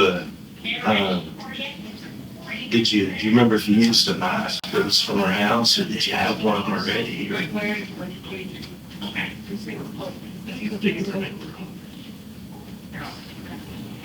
Because you had to get the baby had to come out of her, right? So how'd that happen? So basically, Taylor had tried to paint herself as the hero. Like, oh yeah, maybe she and Reagan did get into a little bit of a fight, but all of Reagan's injuries were her own fault. They were self-inflicted. She did it. And then when she realized that Reagan was dying, and when Reagan had the realization that she was dying too, Taylor stepped in and did the heroic thing, trying to save the baby. At that point, I mean, she's obviously pregnant. You're worried about the baby because of her. If she's dying, that makes your baby die, right?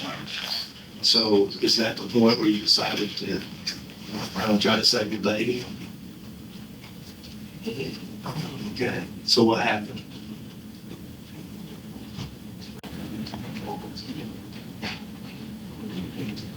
Did you get the knife that she had?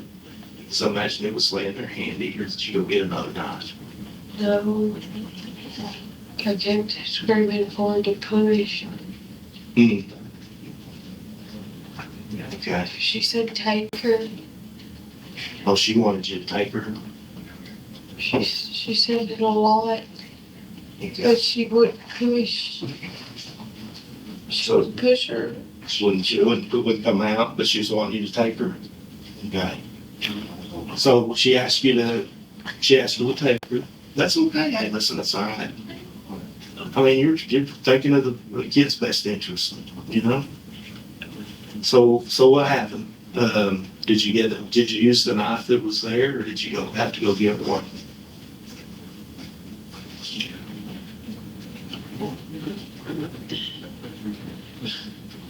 I took her out, but I don't know what I had. Okay, that's fine.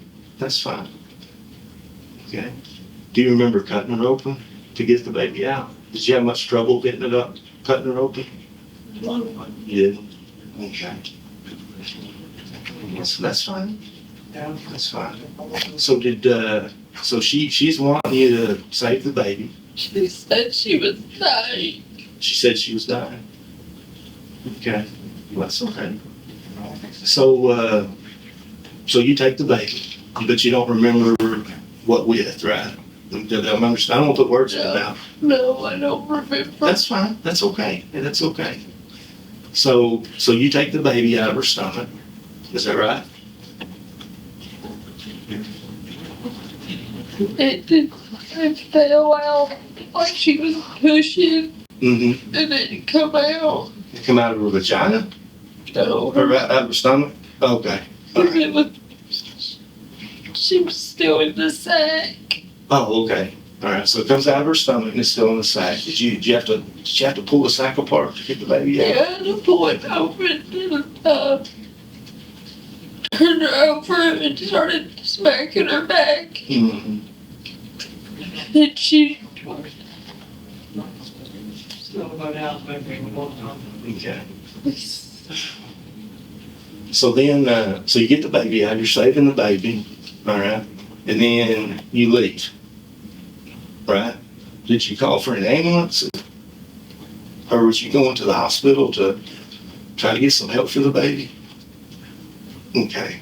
But as you heard the detective mention at the end, Taylor's story had a massive hole in it. If Reagan really did die by accident during this fight gone wrong, and if Taylor really was just trying to save baby Braxlin, then why didn't she call an ambulance? Why didn't she try to get help for this little baby who wasn't breathing right away? Why didn't she try to get help for Reagan? Why did she just throw this baby into her car and take off? And more importantly, why did Taylor tell everyone that the baby was hers? So much so that she had the afterbirth stuffed in her pants to make it sell her lie even more. I mean, the whole thing was not adding up, not by a long shot. There were other parts of Taylor's story too that didn't make sense at all, or parts that changed constantly. For one, like you heard in the interview, Taylor originally said that she had no idea what she even used to perform the C-section. She admitted that she carried a knife, but she insisted that it definitely was not what had killed Reagan. Yet later, Taylor suddenly seemed very sure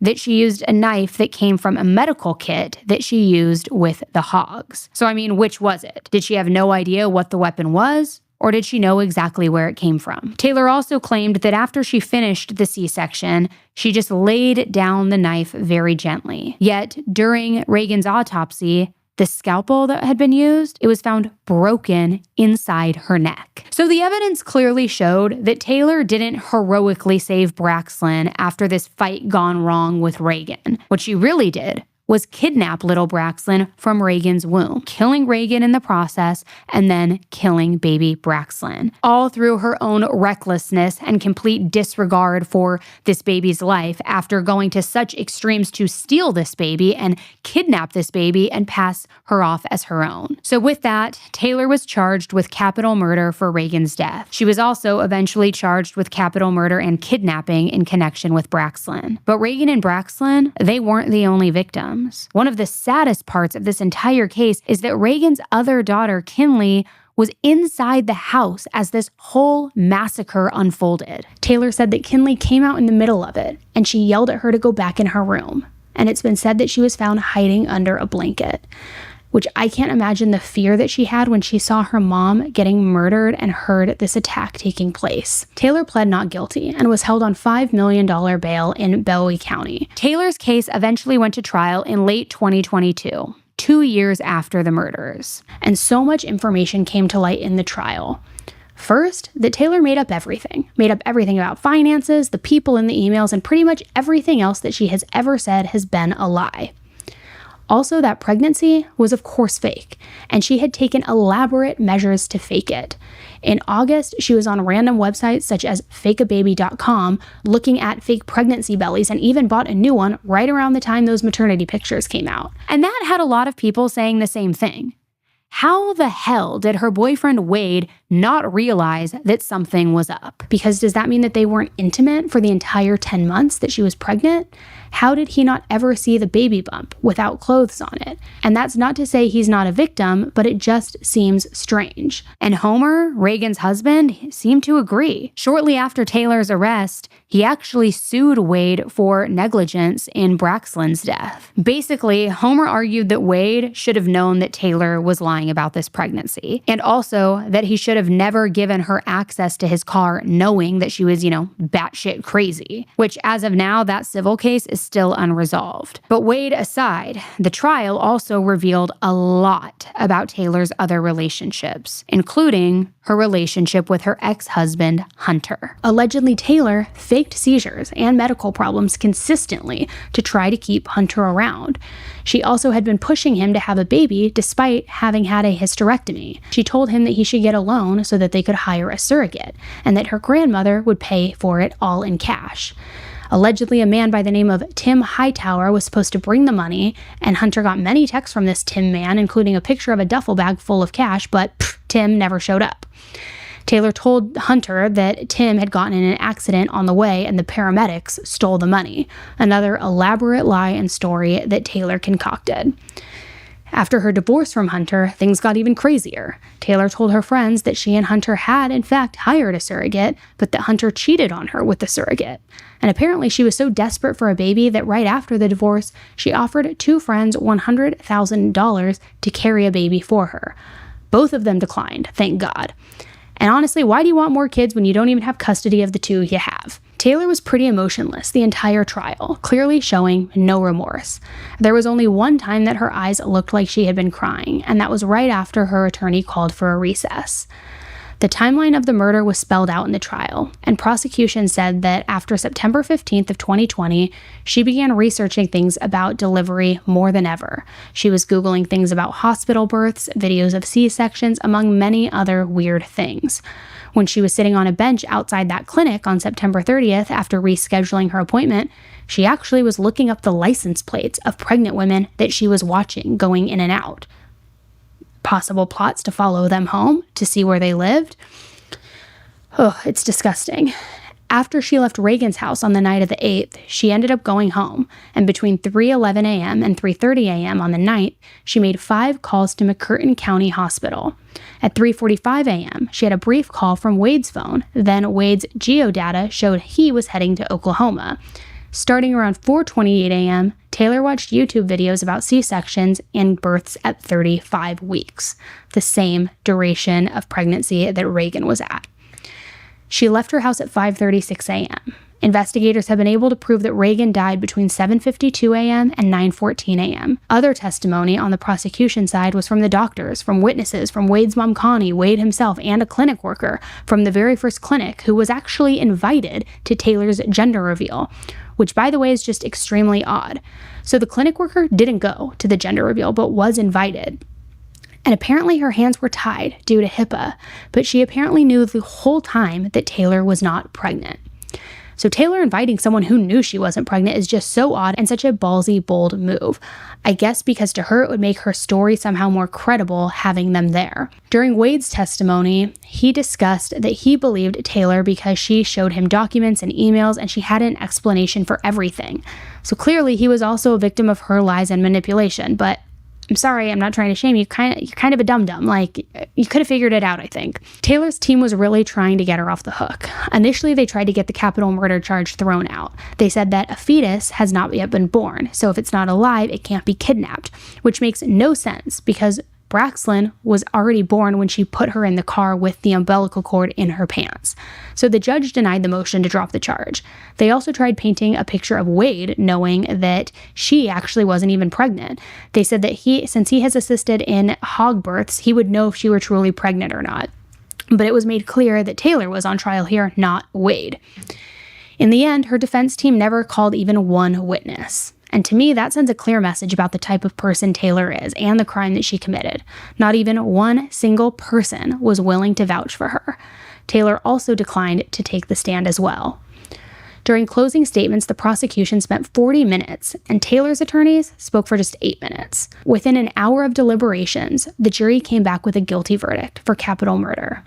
According to people who were there, Taylor sat emotionless during this verdict reading.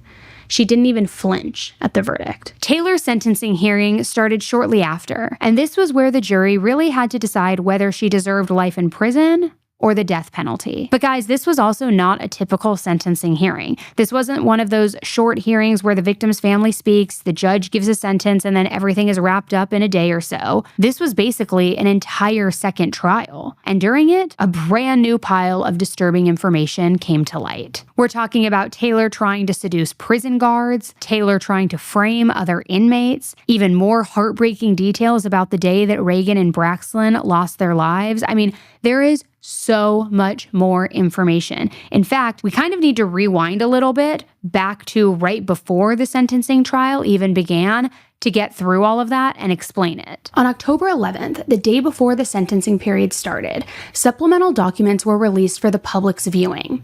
These documents contain some of the latest evil shenanigans of Taylor and what she has been up to during her time in Bowie County Jail.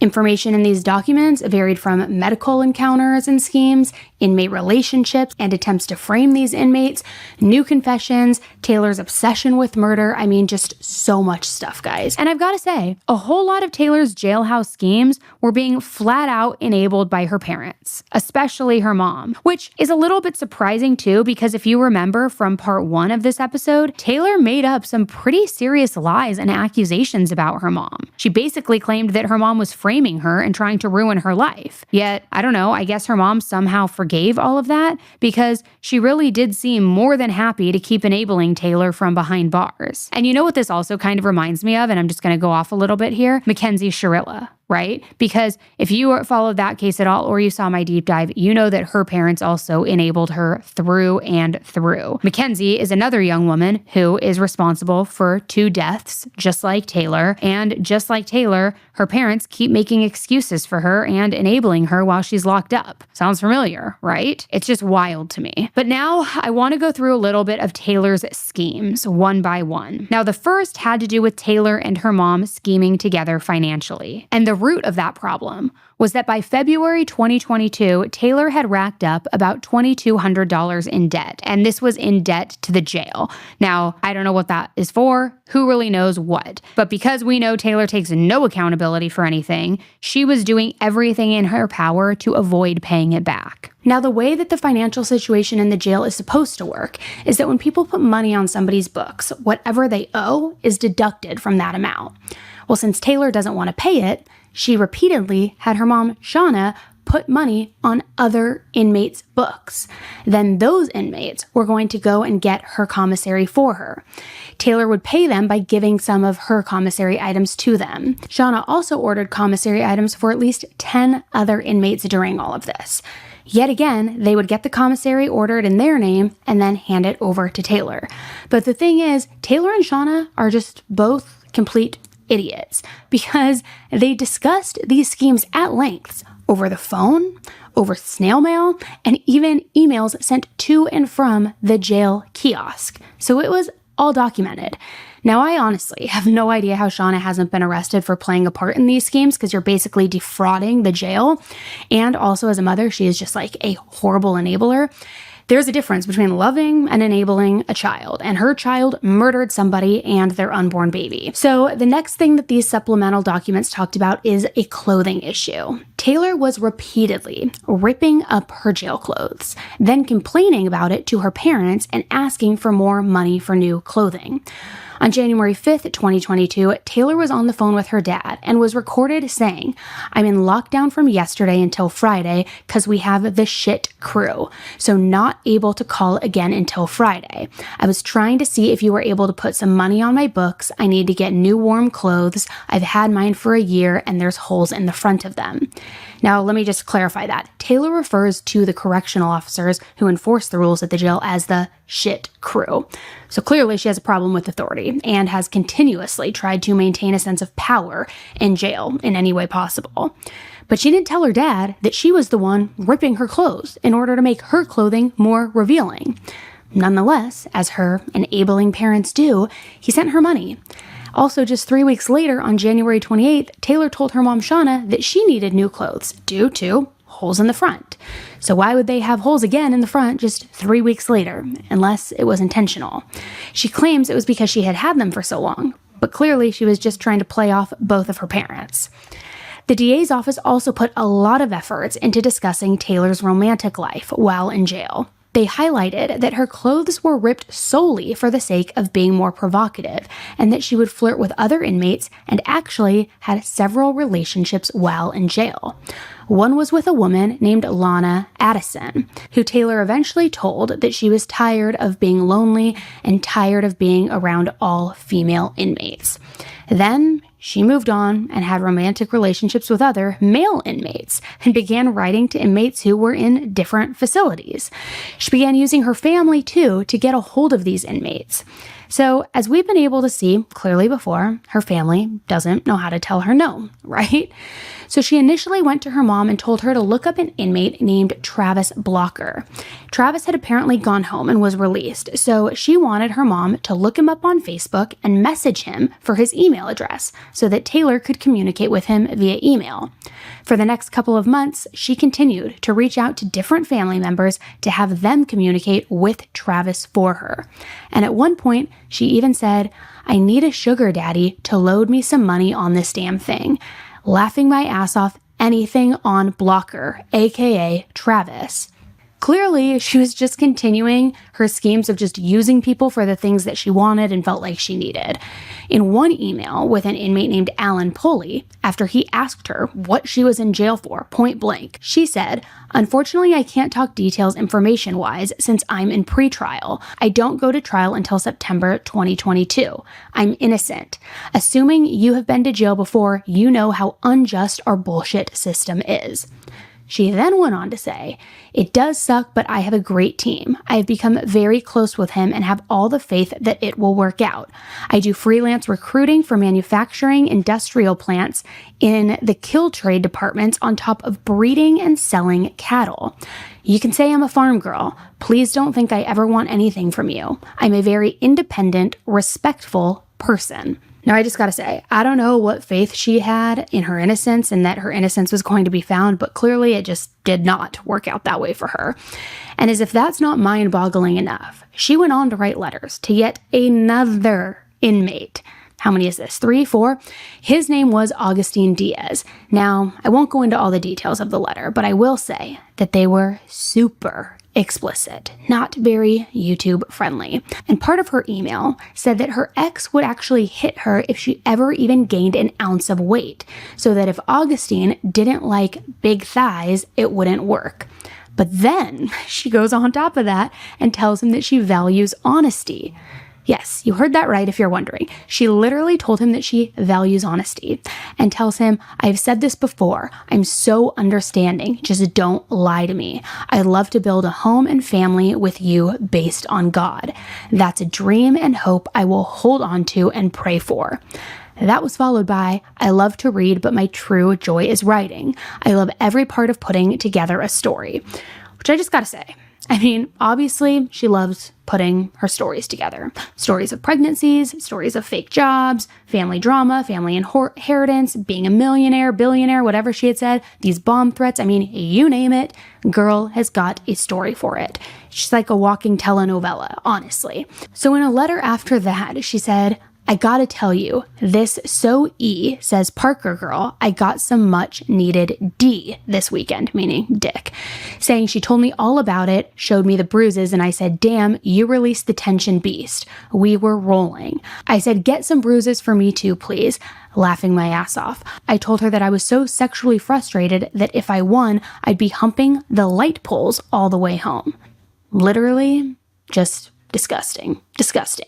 So enough of her ridiculous and nasty conversations with people. Let's move on to her trying to scheme and frame other people, because this is where it gets crazy. So the next thing that was discussed by the DA's office was Taylor's plan to frame another inmate named Hannah, who was mentally fragile, and she wanted to frame Hannah as guilty for her crime. In January 2021, Hannah gave the staff at the jail letters that she had written that supposedly contained information about the crime. But when law enforcement interviewed Hannah, it was clear that Hannah was not writing truthful things and that something more sinister was going on here. During the interview, Hannah told them that Taylor told her to say that she, meaning Hannah, saw a black car with wheels and occupied with a black man making drug drops around the jail. Hannah was to tell them that the black car was the same vehicle that she had seen at the murder scene. So this apparently was supposed to help Taylor get off the hook here.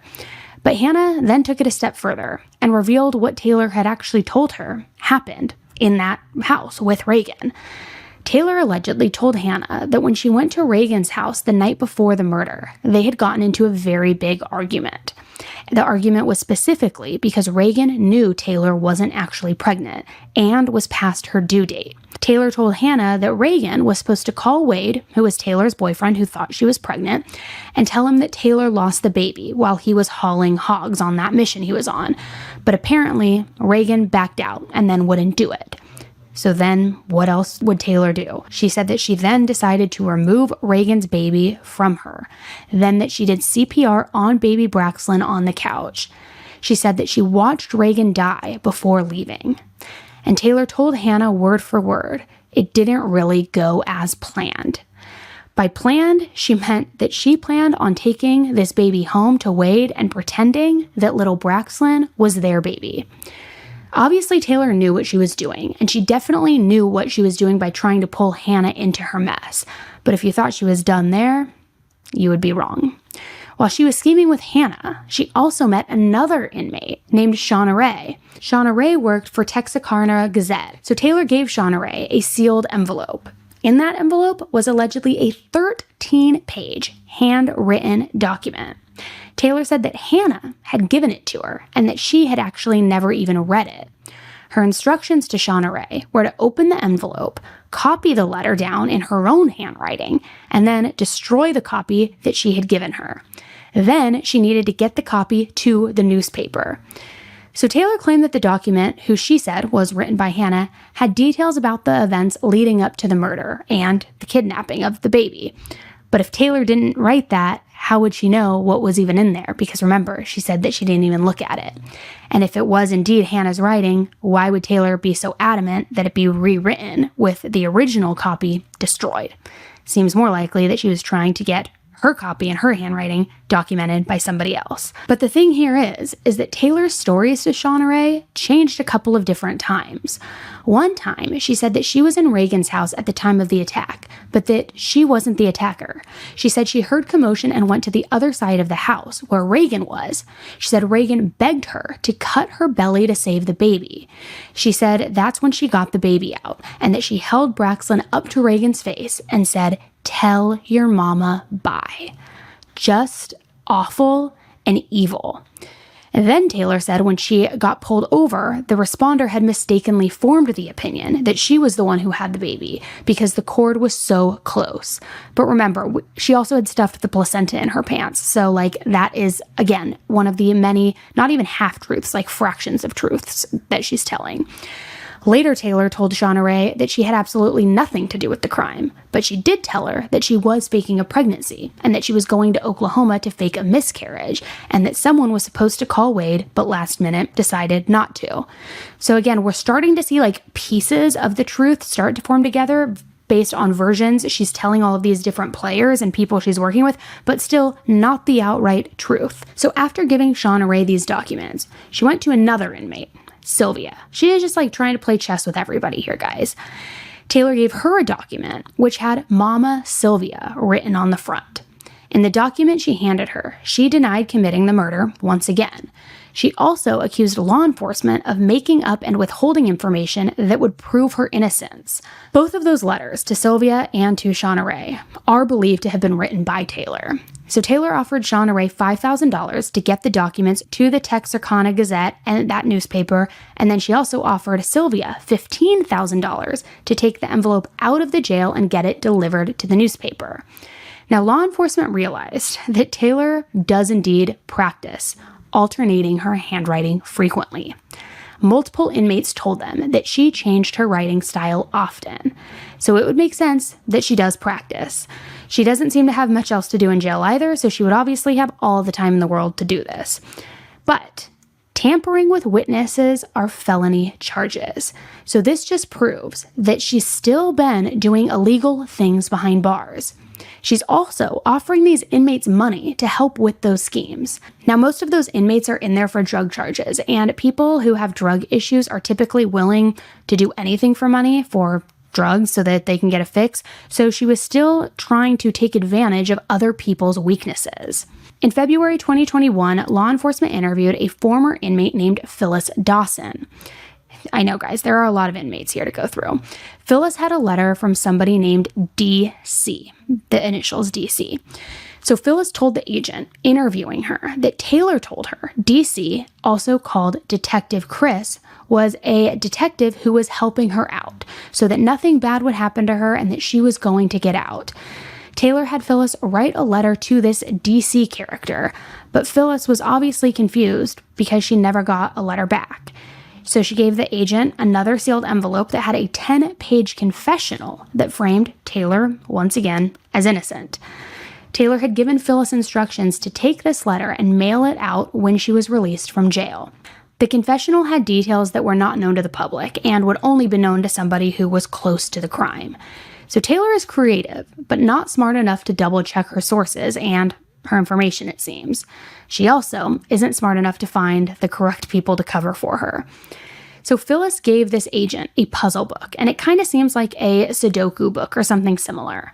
And in the book, across many pages, were instructions on where to send the documents and also instructed her to find someone to lie to the police. The writings even included a script for what the person was supposed to say and had details matching up to all the confessional letters that were written.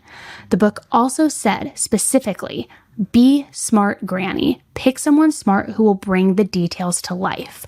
Once it's done and Detective Chris says, I will mail you $500. In another scheme that she used to frame Hannah for the murder, as if, she hadn't done enough at this point, was to have her now jail girlfriend, Lana Addison, Shauna Rae, and another inmate named Callie be witnesses for her. She gave Lana a document with the plan and told her not to turn it over to law enforcement. The 3 witnesses were supposed to find evidence in different places throughout Bowie County and then turn that over to law enforcement. But apparently it would only work if all of them did their jobs correctly.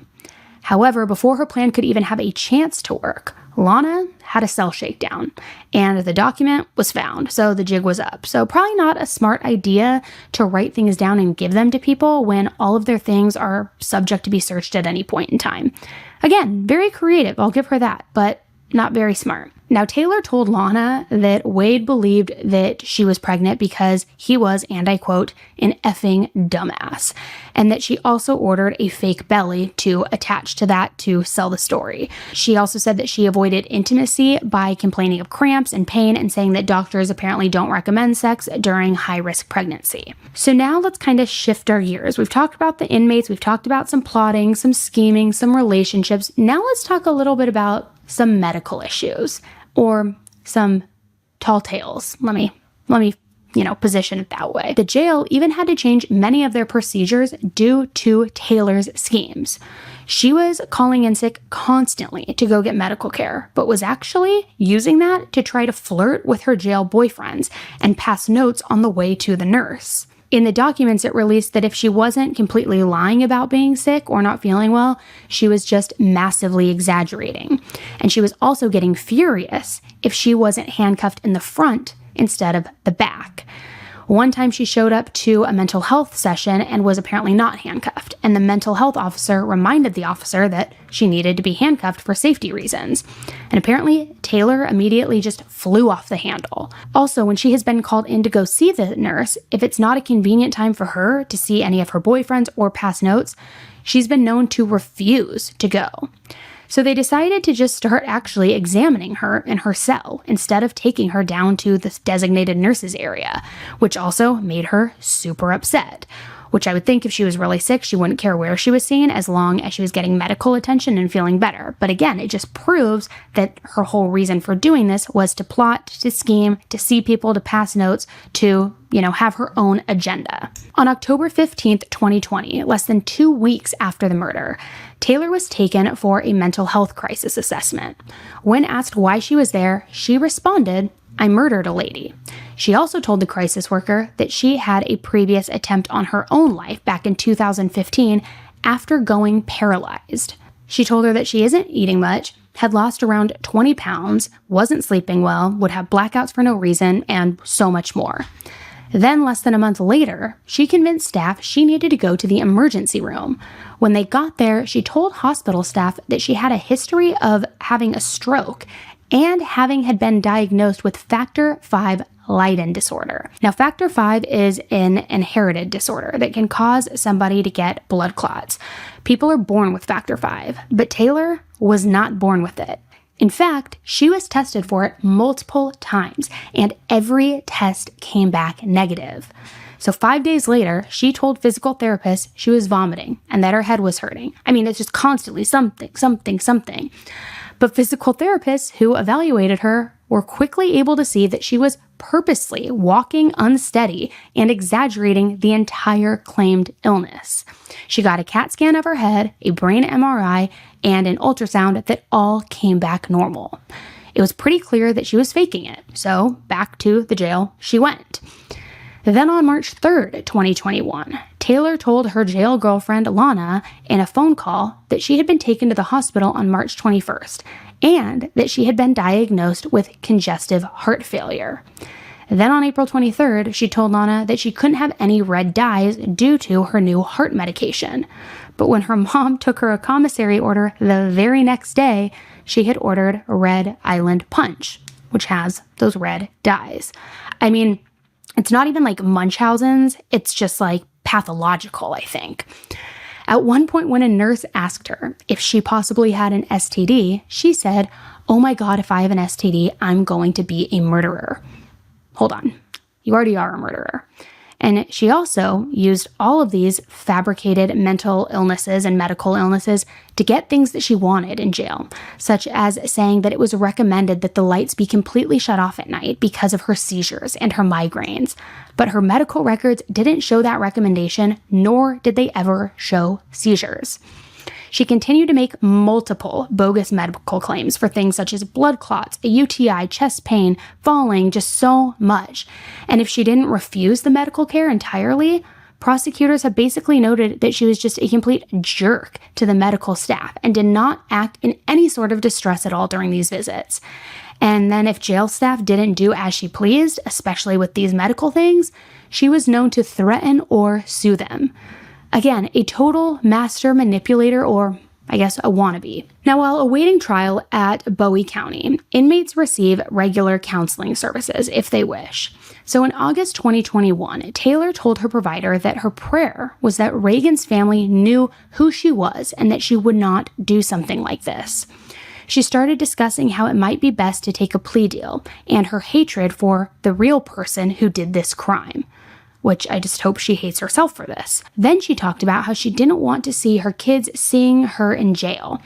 If you didn't want your kids seeing you in jail, then you shouldn't have killed an innocent woman and her unborn child or done something to put yourself in jail in the first place. Then, in April of 2022, Taylor headed back to the jail counselor with a new complaint. She said that she was now hearing voices. She said that these voices bother her the most when she's reading or doing yoga and that she argues with them throughout the day. Then in May, she told them that the voices were something that she has dealt with before. She told them that she was medicated for this at 11, but stopped taking the medication. Now, this is interesting because in March and July of 2021, she had told them that she was never medicated for mental health issues before. She also told them in June of 2021 that she was never treated for any mental health issues. So which one is it? Were you treated before? Were you not treated? It's time to get your story straight, Taylor. Now let's talk a little bit more about that staff treatment, because I did touch on it a little bit about her manipulation, saying she's going to sue them, saying all these things. The supplemental documents go on to discuss her antics towards jailhouse staff. If she doesn't get what she wants, she apparently will scream at them, make stories up about them, and threaten to ruin their lives. She will also scream racist and horrible remarks at them. She is also known to go back to other inmates and create stories about the staff physically hurting her, and even telling the inmates that certain staff members are talking about their cases publicly, trying to stir the pot, incite hate, get these inmates against the staff. And that happens whenever things don't go her way. Just a clearly deranged and dangerous person. So let's start talking about her obsession with murder and notoriety and, attention.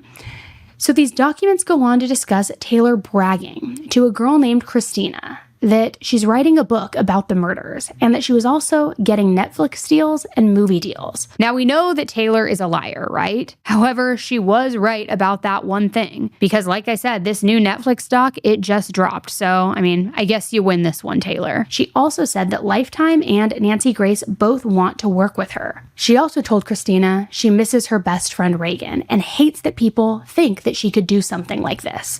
Which, let me just say, if you really didn't do it, and if you miss someone, you wouldn't be trying to profit off their death by book deals, movie deals, Netflix deals, all of this stuff. So the rest of the supplemental document contains some more really disturbing information. Taylor has had multiple books given to her by her mom while she's been in jail, because of course one of the main things you do is read while you're in jail. Now, almost all of these books are books about murder. She spends her time reading the murder books, writing short stories about murder, and even has written a letter to the FBI offering to assist them in solving murders. And guys, we're going to talk about that letter to the FBI in a little bit here because it is just insane.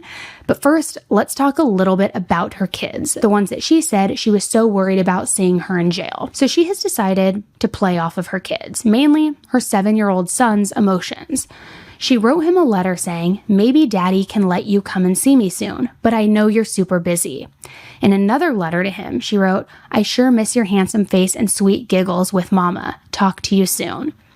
Her son's dad made it clear he was not bringing him to visit her in jail, and he also made it clear that he was not allowing phone calls because when Taylor doesn't get her way or she gets upset, she's known to use her son as a pawn and say very hurtful things to him. Obviously, her son's dad is just trying to protect this poor kid, but Taylor is so selfish that she just had to write things in letter form that would make him sad.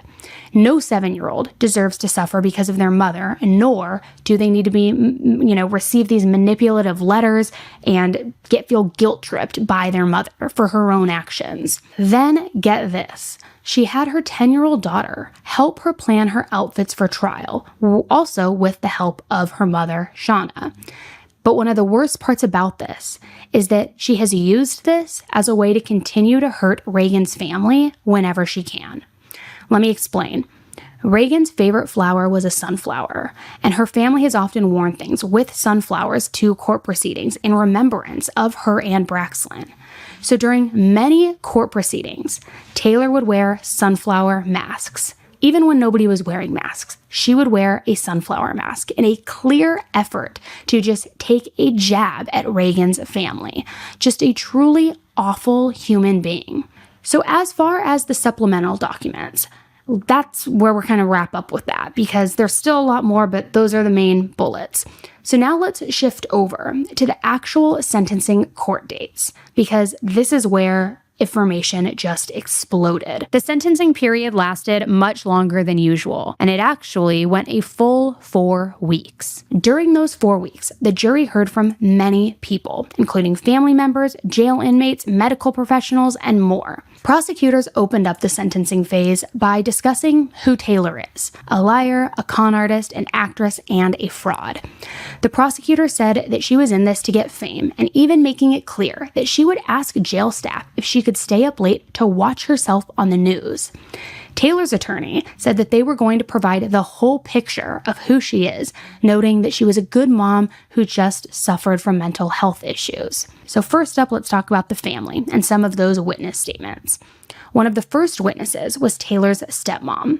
Her stepmom, Charlotte, described her as a good girl, but said that she would often fabricate lies to get what she wants. Her stepmom said that she did make good grades growing up, but that she was never able to take full accountability for anything. That same day, jurors heard from Tommy Way Casey's divorce attorney. Tommy is Taylor's ex. The divorce attorney testified that Taylor gave up custody of their son, who was 4 at the time of their divorce, and never paid a dime of child support. He also testified of Taylor's urgency in finalizing the divorce and how she married Hunter Parker just 11 days after the divorce was finalized. And Tommy, her ex, also spoke up. He spoke about Taylor's medical claims. He said that one day she went into the doctor walking, and when she came out, she was unable to walk.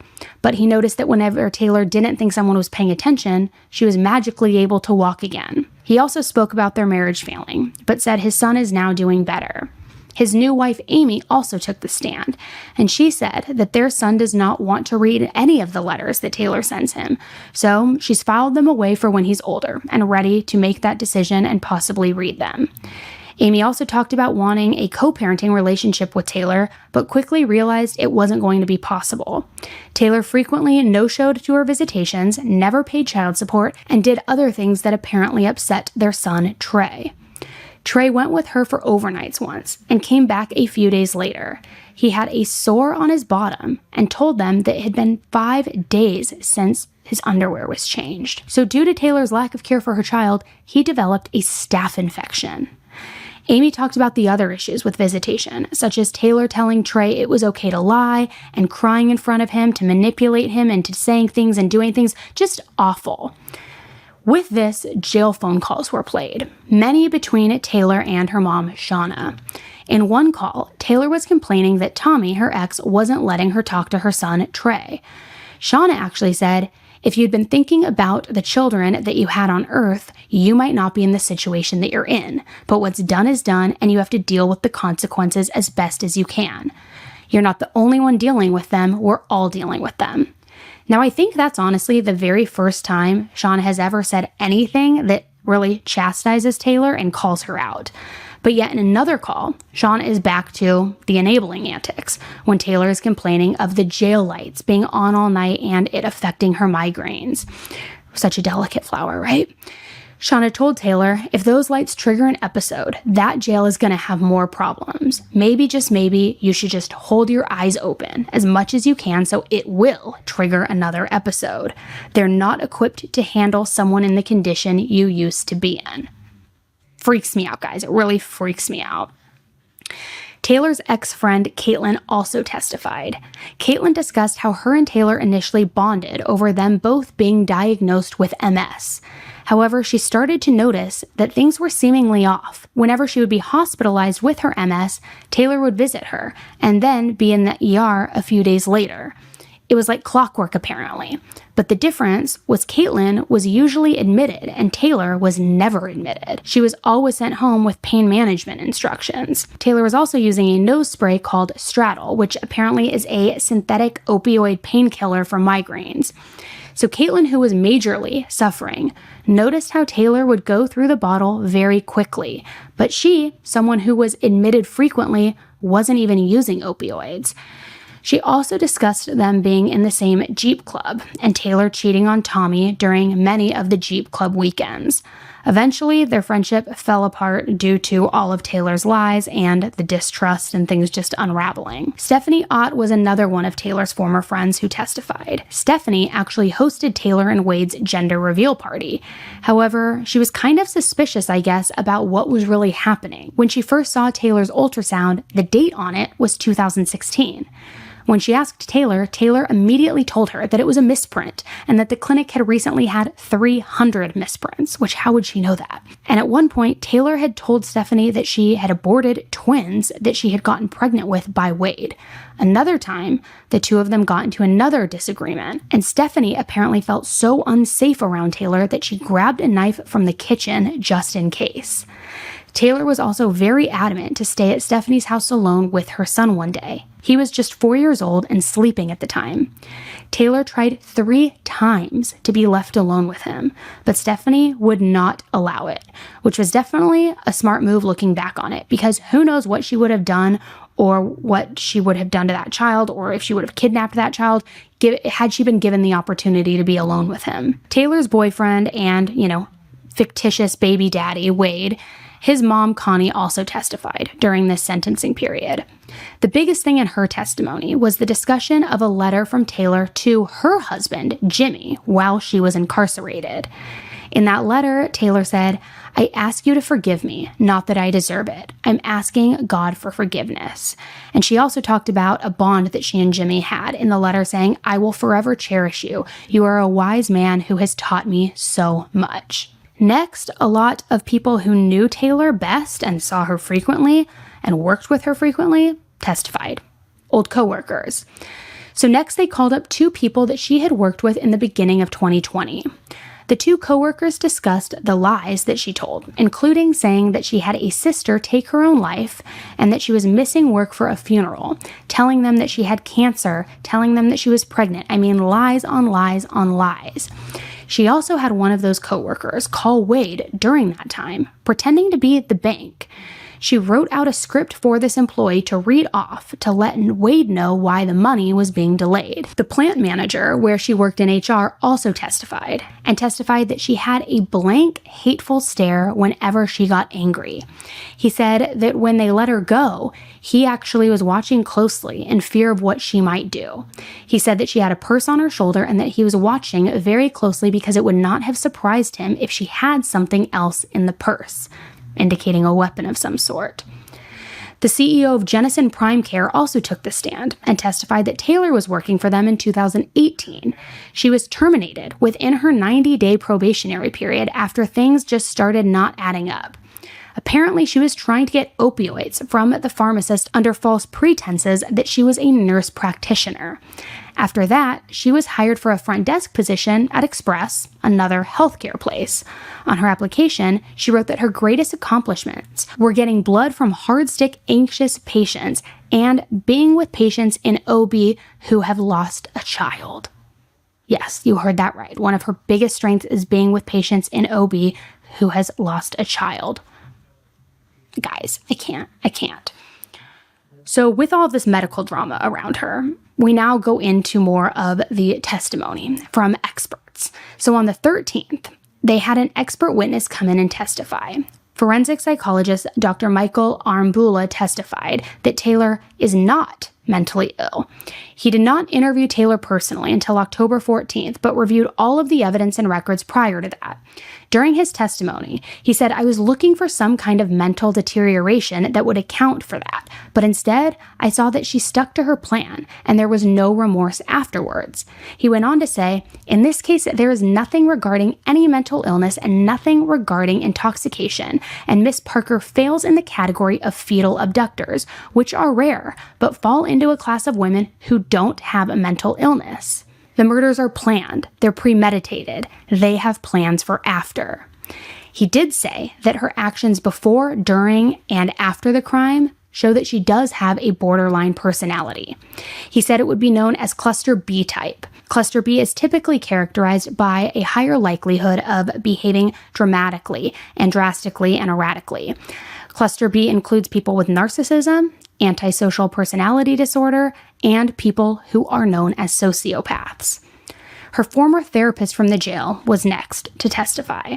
She discussed an incident where Taylor was so angry that she had to remain handcuffed during their session. The therapist, Miss Parrish, said that Taylor went completely dark, that her eyes went completely dark, and her face was distorted. And then she sat down and she was not happy. She says, "We didn't meet for very long that day." She also testified that Taylor is not like a regular inmate. She quickly became top dog due to her ability to get what she wanted. Miss Parrish also described how Taylor seems to thrive in jail, in these environments, unlike most people. Taylor apparently also discussed with her how she lost someone too in the murder, but would never say Reagan's name during the sessions. She also told her therapist that she was wanting religious people on the jury who knew about mercy and forgiveness, but she mostly wanted carefree alternative. People who wouldn't care what the prosecution said about her.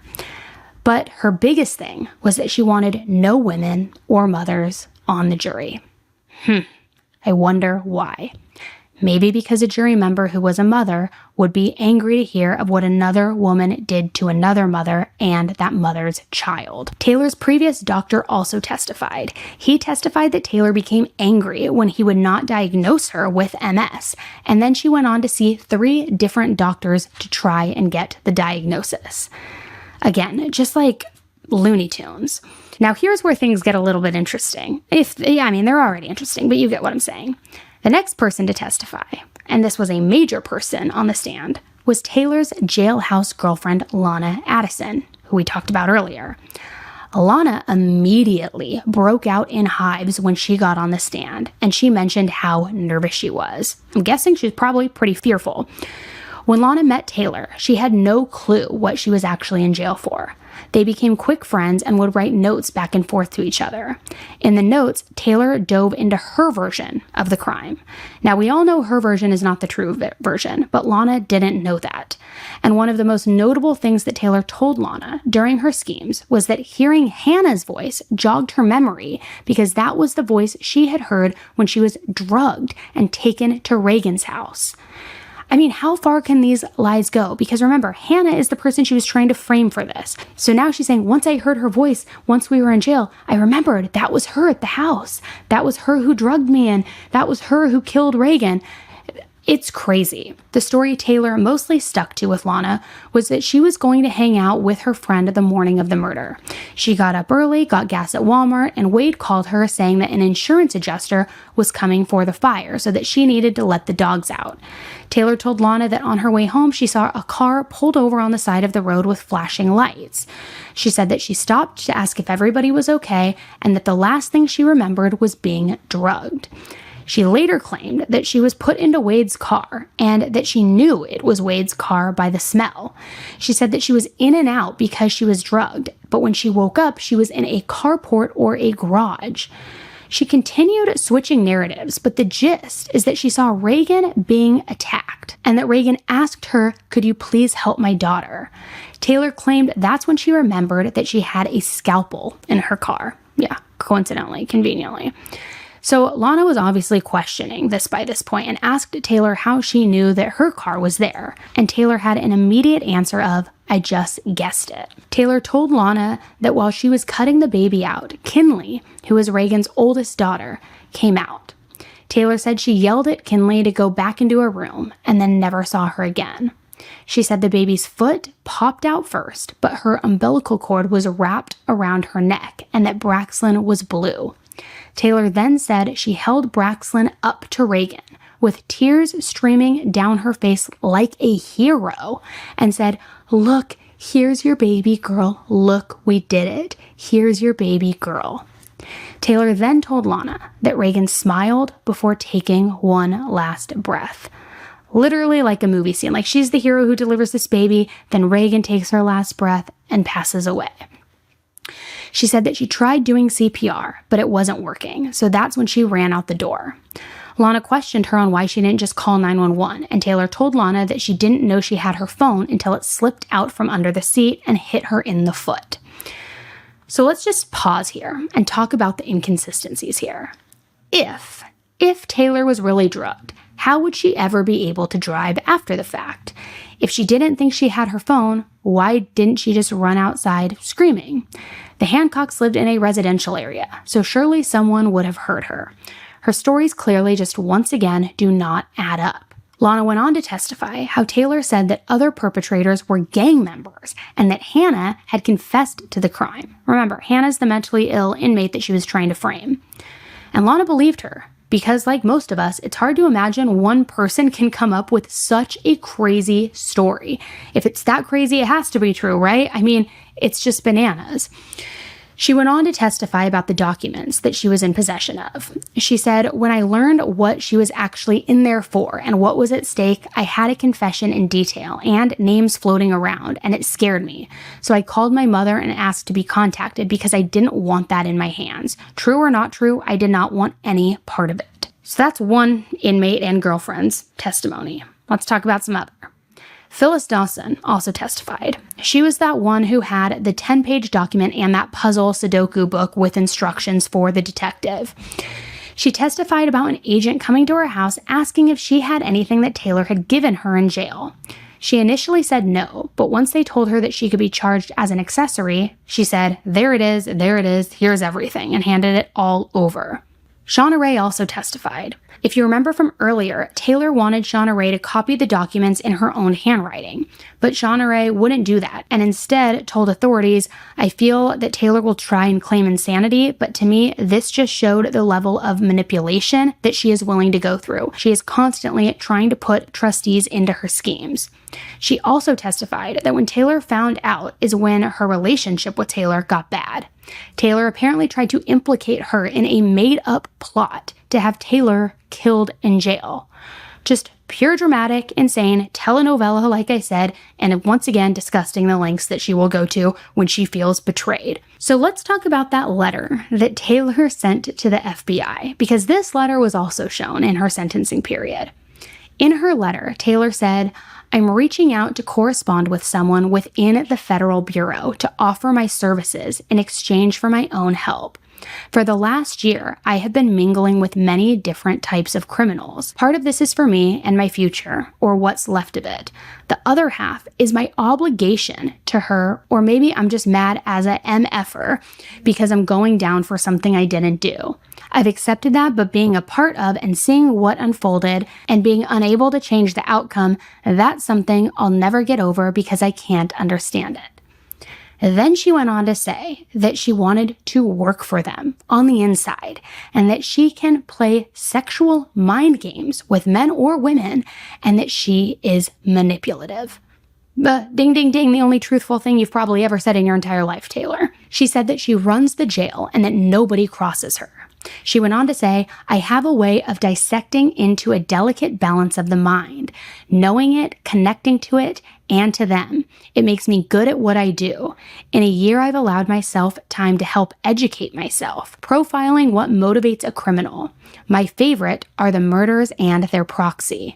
Your job is to follow up, looking into, monitor, correspond, pursue avenues, and through all of this, you put together a theory.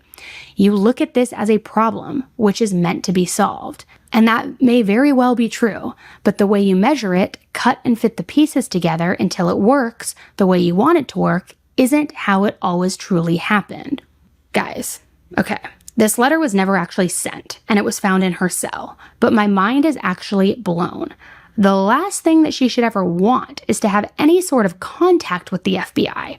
If she was smart, she'd try and stay far away from them based on who she is as a human being. But I'm guessing she read those murder books and thought she was a profiler, and it's just did you think you could manipulate the FBI too? It's one thing to manipulate a normal layperson. It's another to manipulate and get employed by the FBI. Now we get to one of the saddest parts of the sentencing period. And that was when the medical examiner, Dr. Stephen Hastings, who did Bracklin's autopsy, took the stand.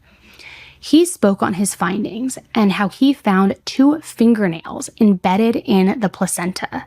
The fingernails had purple glitter on them, and they were Reagan's fingernails. So in his professional opinion, the nails were consistent with Reagan being alive during the forceful extraction, as he called it. And not just that, but he came to the conclusion that she was actually holding onto the placenta as a way to keep her baby safe and not be extracted. He said that the reason Bracklin died was because of the traumatic extraction, which caused a hemorrhage beneath the scalp. He said that Bracklin was born alive, but died with her manner of death being homicide. And it is truly just so horrifying and sad to think about how hard Reagan fought in those moments, both for herself, but also for her daughter, holding onto the placenta, gripping it as you're being cut open. And remember that story that Taylor told about being a hero and how she took the baby and Reagan had her last breath? No, she is anything but a hero. She is a monster. The true hero is Reagan, with her determination and love for her baby girl that was proved by this medical examiner. After the state rested, it was now the defense's turn to try and show why Taylor did not deserve the death penalty. And Taylor showed up happy and ready to go. The first person on the stand for the defense was, of course, her enabling mother. She started talking about Taylor's childhood, saying that Tyler was in competitive cheerleading, basketball, and baseball in elementary school, that she was a great student, but how apparently in 3rd grade, Taylor started having stomach pains and said her stomach was always in knots. So her mom said that, come to find out, she had a teacher who wasn't giving her any feedback, and that's what made her stomach in knots.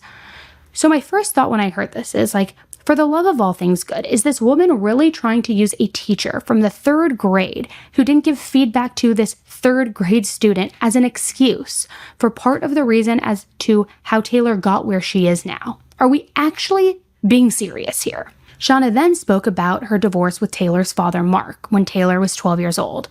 Initially, the two of them decided it would be best for the adults to go back and forth from the house so that the kids could have stability in the house.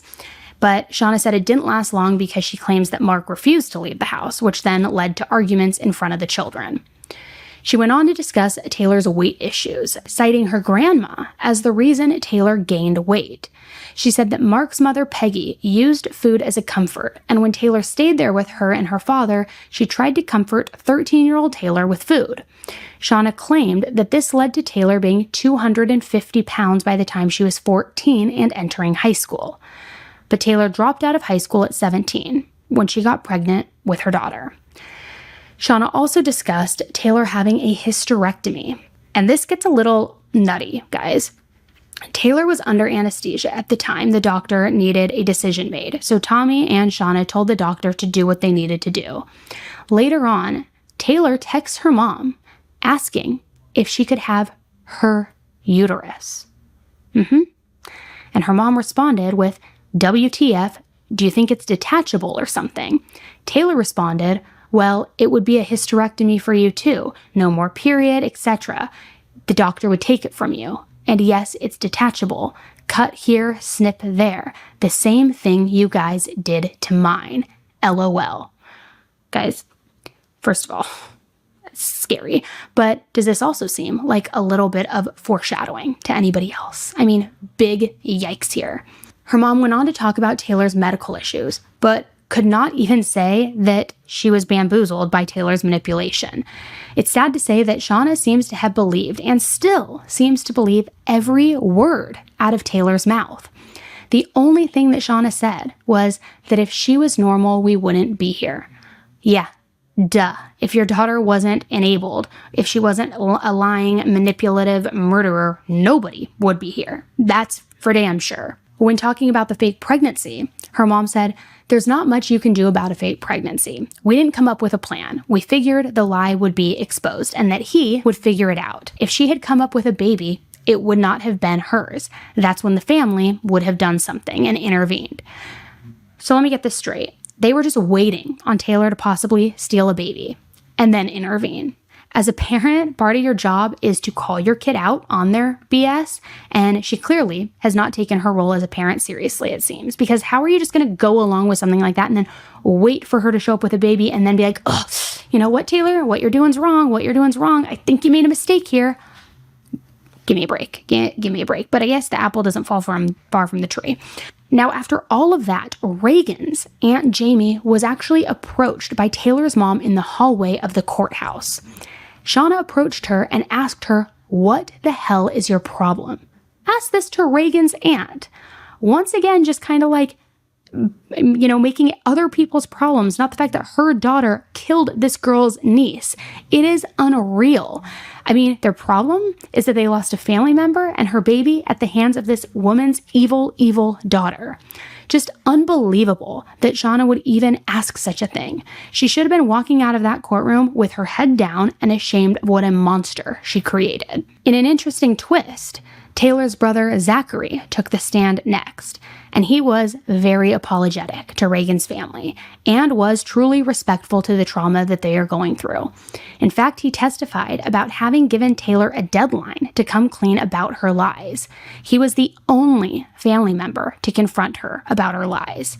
He said he would accept whatever the jury decides, and he doesn't make any excuses for her behavior. Now, it seems like Taylor's mom should take a few lessons from good old Zachary here, because he's like the only one who is thinking straight here. The defense then brought up a psychiatrist, Dr. Grippon, and this doctor saw Taylor twice for a total of 5 hours while she was in jail. That's it. But he described Taylor as a pathological liar, saying she had a mix of psych disorders, including narcissism, personality disorder, borderline personality disorder, and being antisocial and histrionic. He said that for Taylor, when the external world is not pleasant, her internal world is pleasant. He said that he could not predict whether or not she would continue to be a danger, but that she would be manipulative and would continue to lie. The last major defense witness to be called was a neurologist from New York. This neurologist testified that in his opinion, Taylor has severe lobe dysfunction. He said people with this frontal lobe dysfunction don't have the brakes of inhibition to stop themselves, and impulsivity is great. So they showed MRIs and CAT scans and EEG reports to prove this theory. When discussing her brain in depth, he said her neurons either didn't develop or were lost, and that there was no evidence of slowing in her frontal temporal lobe. He said that that causes impulsivity, and compared to Taylor's impulsivity to a car without brakes, saying she can't stop herself. He also tried to corroborate the MS story, saying that the inflammation in her lobe nerve could indicate MS. When the prosecutor fired back, showing normal brain scan findings by all of the previous doctors, he said that because they were not looking for the same indicators he was, that they were likely looking for stroke symptoms rather than organic brain dysfunction, and that that's maybe how it was missed. Now we get to closing arguments. Closing arguments began after the defense rested, and the state brought back 2 medical experts who spoke and dispelled much of what the defense was trying to argue. Then the prosecution asked to enter items found inside Taylor's cell as evidence. These items included the sunflower mask, a razor, and a map of the jail. Unbelievable. Reagan's mom, Jessica, took the stand during closing arguments. She spoke about the difficulties Kinley has faced since losing her mom. She said that Kinley has told them about things they didn't even know about the murder. And she spoke about Kinley's trauma signs, such as staring at pregnant people to make sure that they're not bleeding, sometimes even asking to see their bellies to make sure. And also not liking the photo in Jessica's locket because Reagan's red shirt looks like blood to Kinley. Just a traumatized little girl. Jessica told jurors, It's never ending right now. Our family has always been very close. I wake up every day and I think that it's not real. We were happy the way our family was, and now Reagan's gone and it's changed everything. She's gone, number one. And number two, we're distant from other family members that we were close to, and it's just not fair. Watching Kinley grow up without her mommy, that's the worst part. I take all the pain in the world if I could take it away from her. It's so hard to explain, it's just a void. I have all these people around me, and I'm alone. I'm alone. Jessica ended by saying that Kinley, who is now 5, is doing okay, and says she has her moments. I don't think any of us can know what's going through her little head. Knowing what I saw, I can't get it out of my head, and I'm an adult. For Kinley to see what she saw, which we don't even know what all she did see, I can't imagine. One of the last things DA Kelly Crisp did was show the entire courtroom a photo of Reagan's lifeless, murdered body at the scene of the crime. Gasps could be heard from everyone, and many tears were shed. So the jury was sent to deliberate on Wednesday, November 9th, 2022, and within 90 minutes, they came back with a verdict. The verdict was read without any of Taylor's family in the room, and Taylor was sentenced to the death penalty. Jurors later said that their decision to sentence Taylor to death was unanimous from the very first vote. That's how compelling the evidence was. One juror in particular said that they were struck by Taylor's expression throughout the trial, saying that she always had a scowl on her face and that she never even looked the least bit remorseful. However, that scowl, it was about to get wiped right off Taylor's face because immediately after receiving the death penalty, she had to sit through the victim impact statements. That was the first time anyone has seen any sort of real emotion from Taylor. She could be seen shaking and crying while she was being handcuffed to go sit on the stand and listen to impact speeches. Prosecutors were seen hugging Reagan's family. For them, this was justice. This is what they had worked so hard for. And when Taylor was given the opportunity to speak, she chose not to. Not surprised. It just shows how selfish she is. The judge ordered her to be removed and taken to death row immediately. She was taken in the same van that she rode in every day to and from the courthouse. Taylor was transported to Mountain View Unit, where she sits alongside 6 other women on death row. Now, I think a lot of us, myself included, were hoping that Taylor's life on death row would be sucky, that it would be shit, that it would be horrible, to put it mildly. I mean, after everything that Reagan and Braxton went through, it's hard not to want or desire at least some tiny scrap of justice, right? Knowing that she's going through something painful, some sort of discomfort, or even vengeance, right? But sadly, that does not seem to be happening. In a 2025 interview, Taylor said that her death row cell was like the Hilton, the hotel chain. She even smiled as she was talking about bonding with other inmates. And since Taylor is by far the youngest woman on death row, she said that these other inmates have been treating her like the baby of the group, and that she even gets special privileges because of it. So I hate to say it, but honestly, I don't think that Taylor has learned one single lesson from any of this. Even now, she still seems to have that same smug attitude. Again, very much like Mackenzie Shirilla. And another reason that I really don't think Taylor gives a shit is that in 2025, she and her legal team filed an appeal trying to get her off death row and out of jail. However, their argument, it was kind of strange. In Taylor's appeal, her lawyers argued that the judge should have never allowed the prosecution to bring up evidence about Taylor's weight or her history of cheating in her marriages. According to the defense, that evidence is what unfairly tainted the jury's view of Taylor, and because of that, it meant that she deserved a brand new trial, which I think their perception of her was tainted given the gory graphic details of the case, not because she cheated in her marriages or because her weight fluctuated at a point in her life.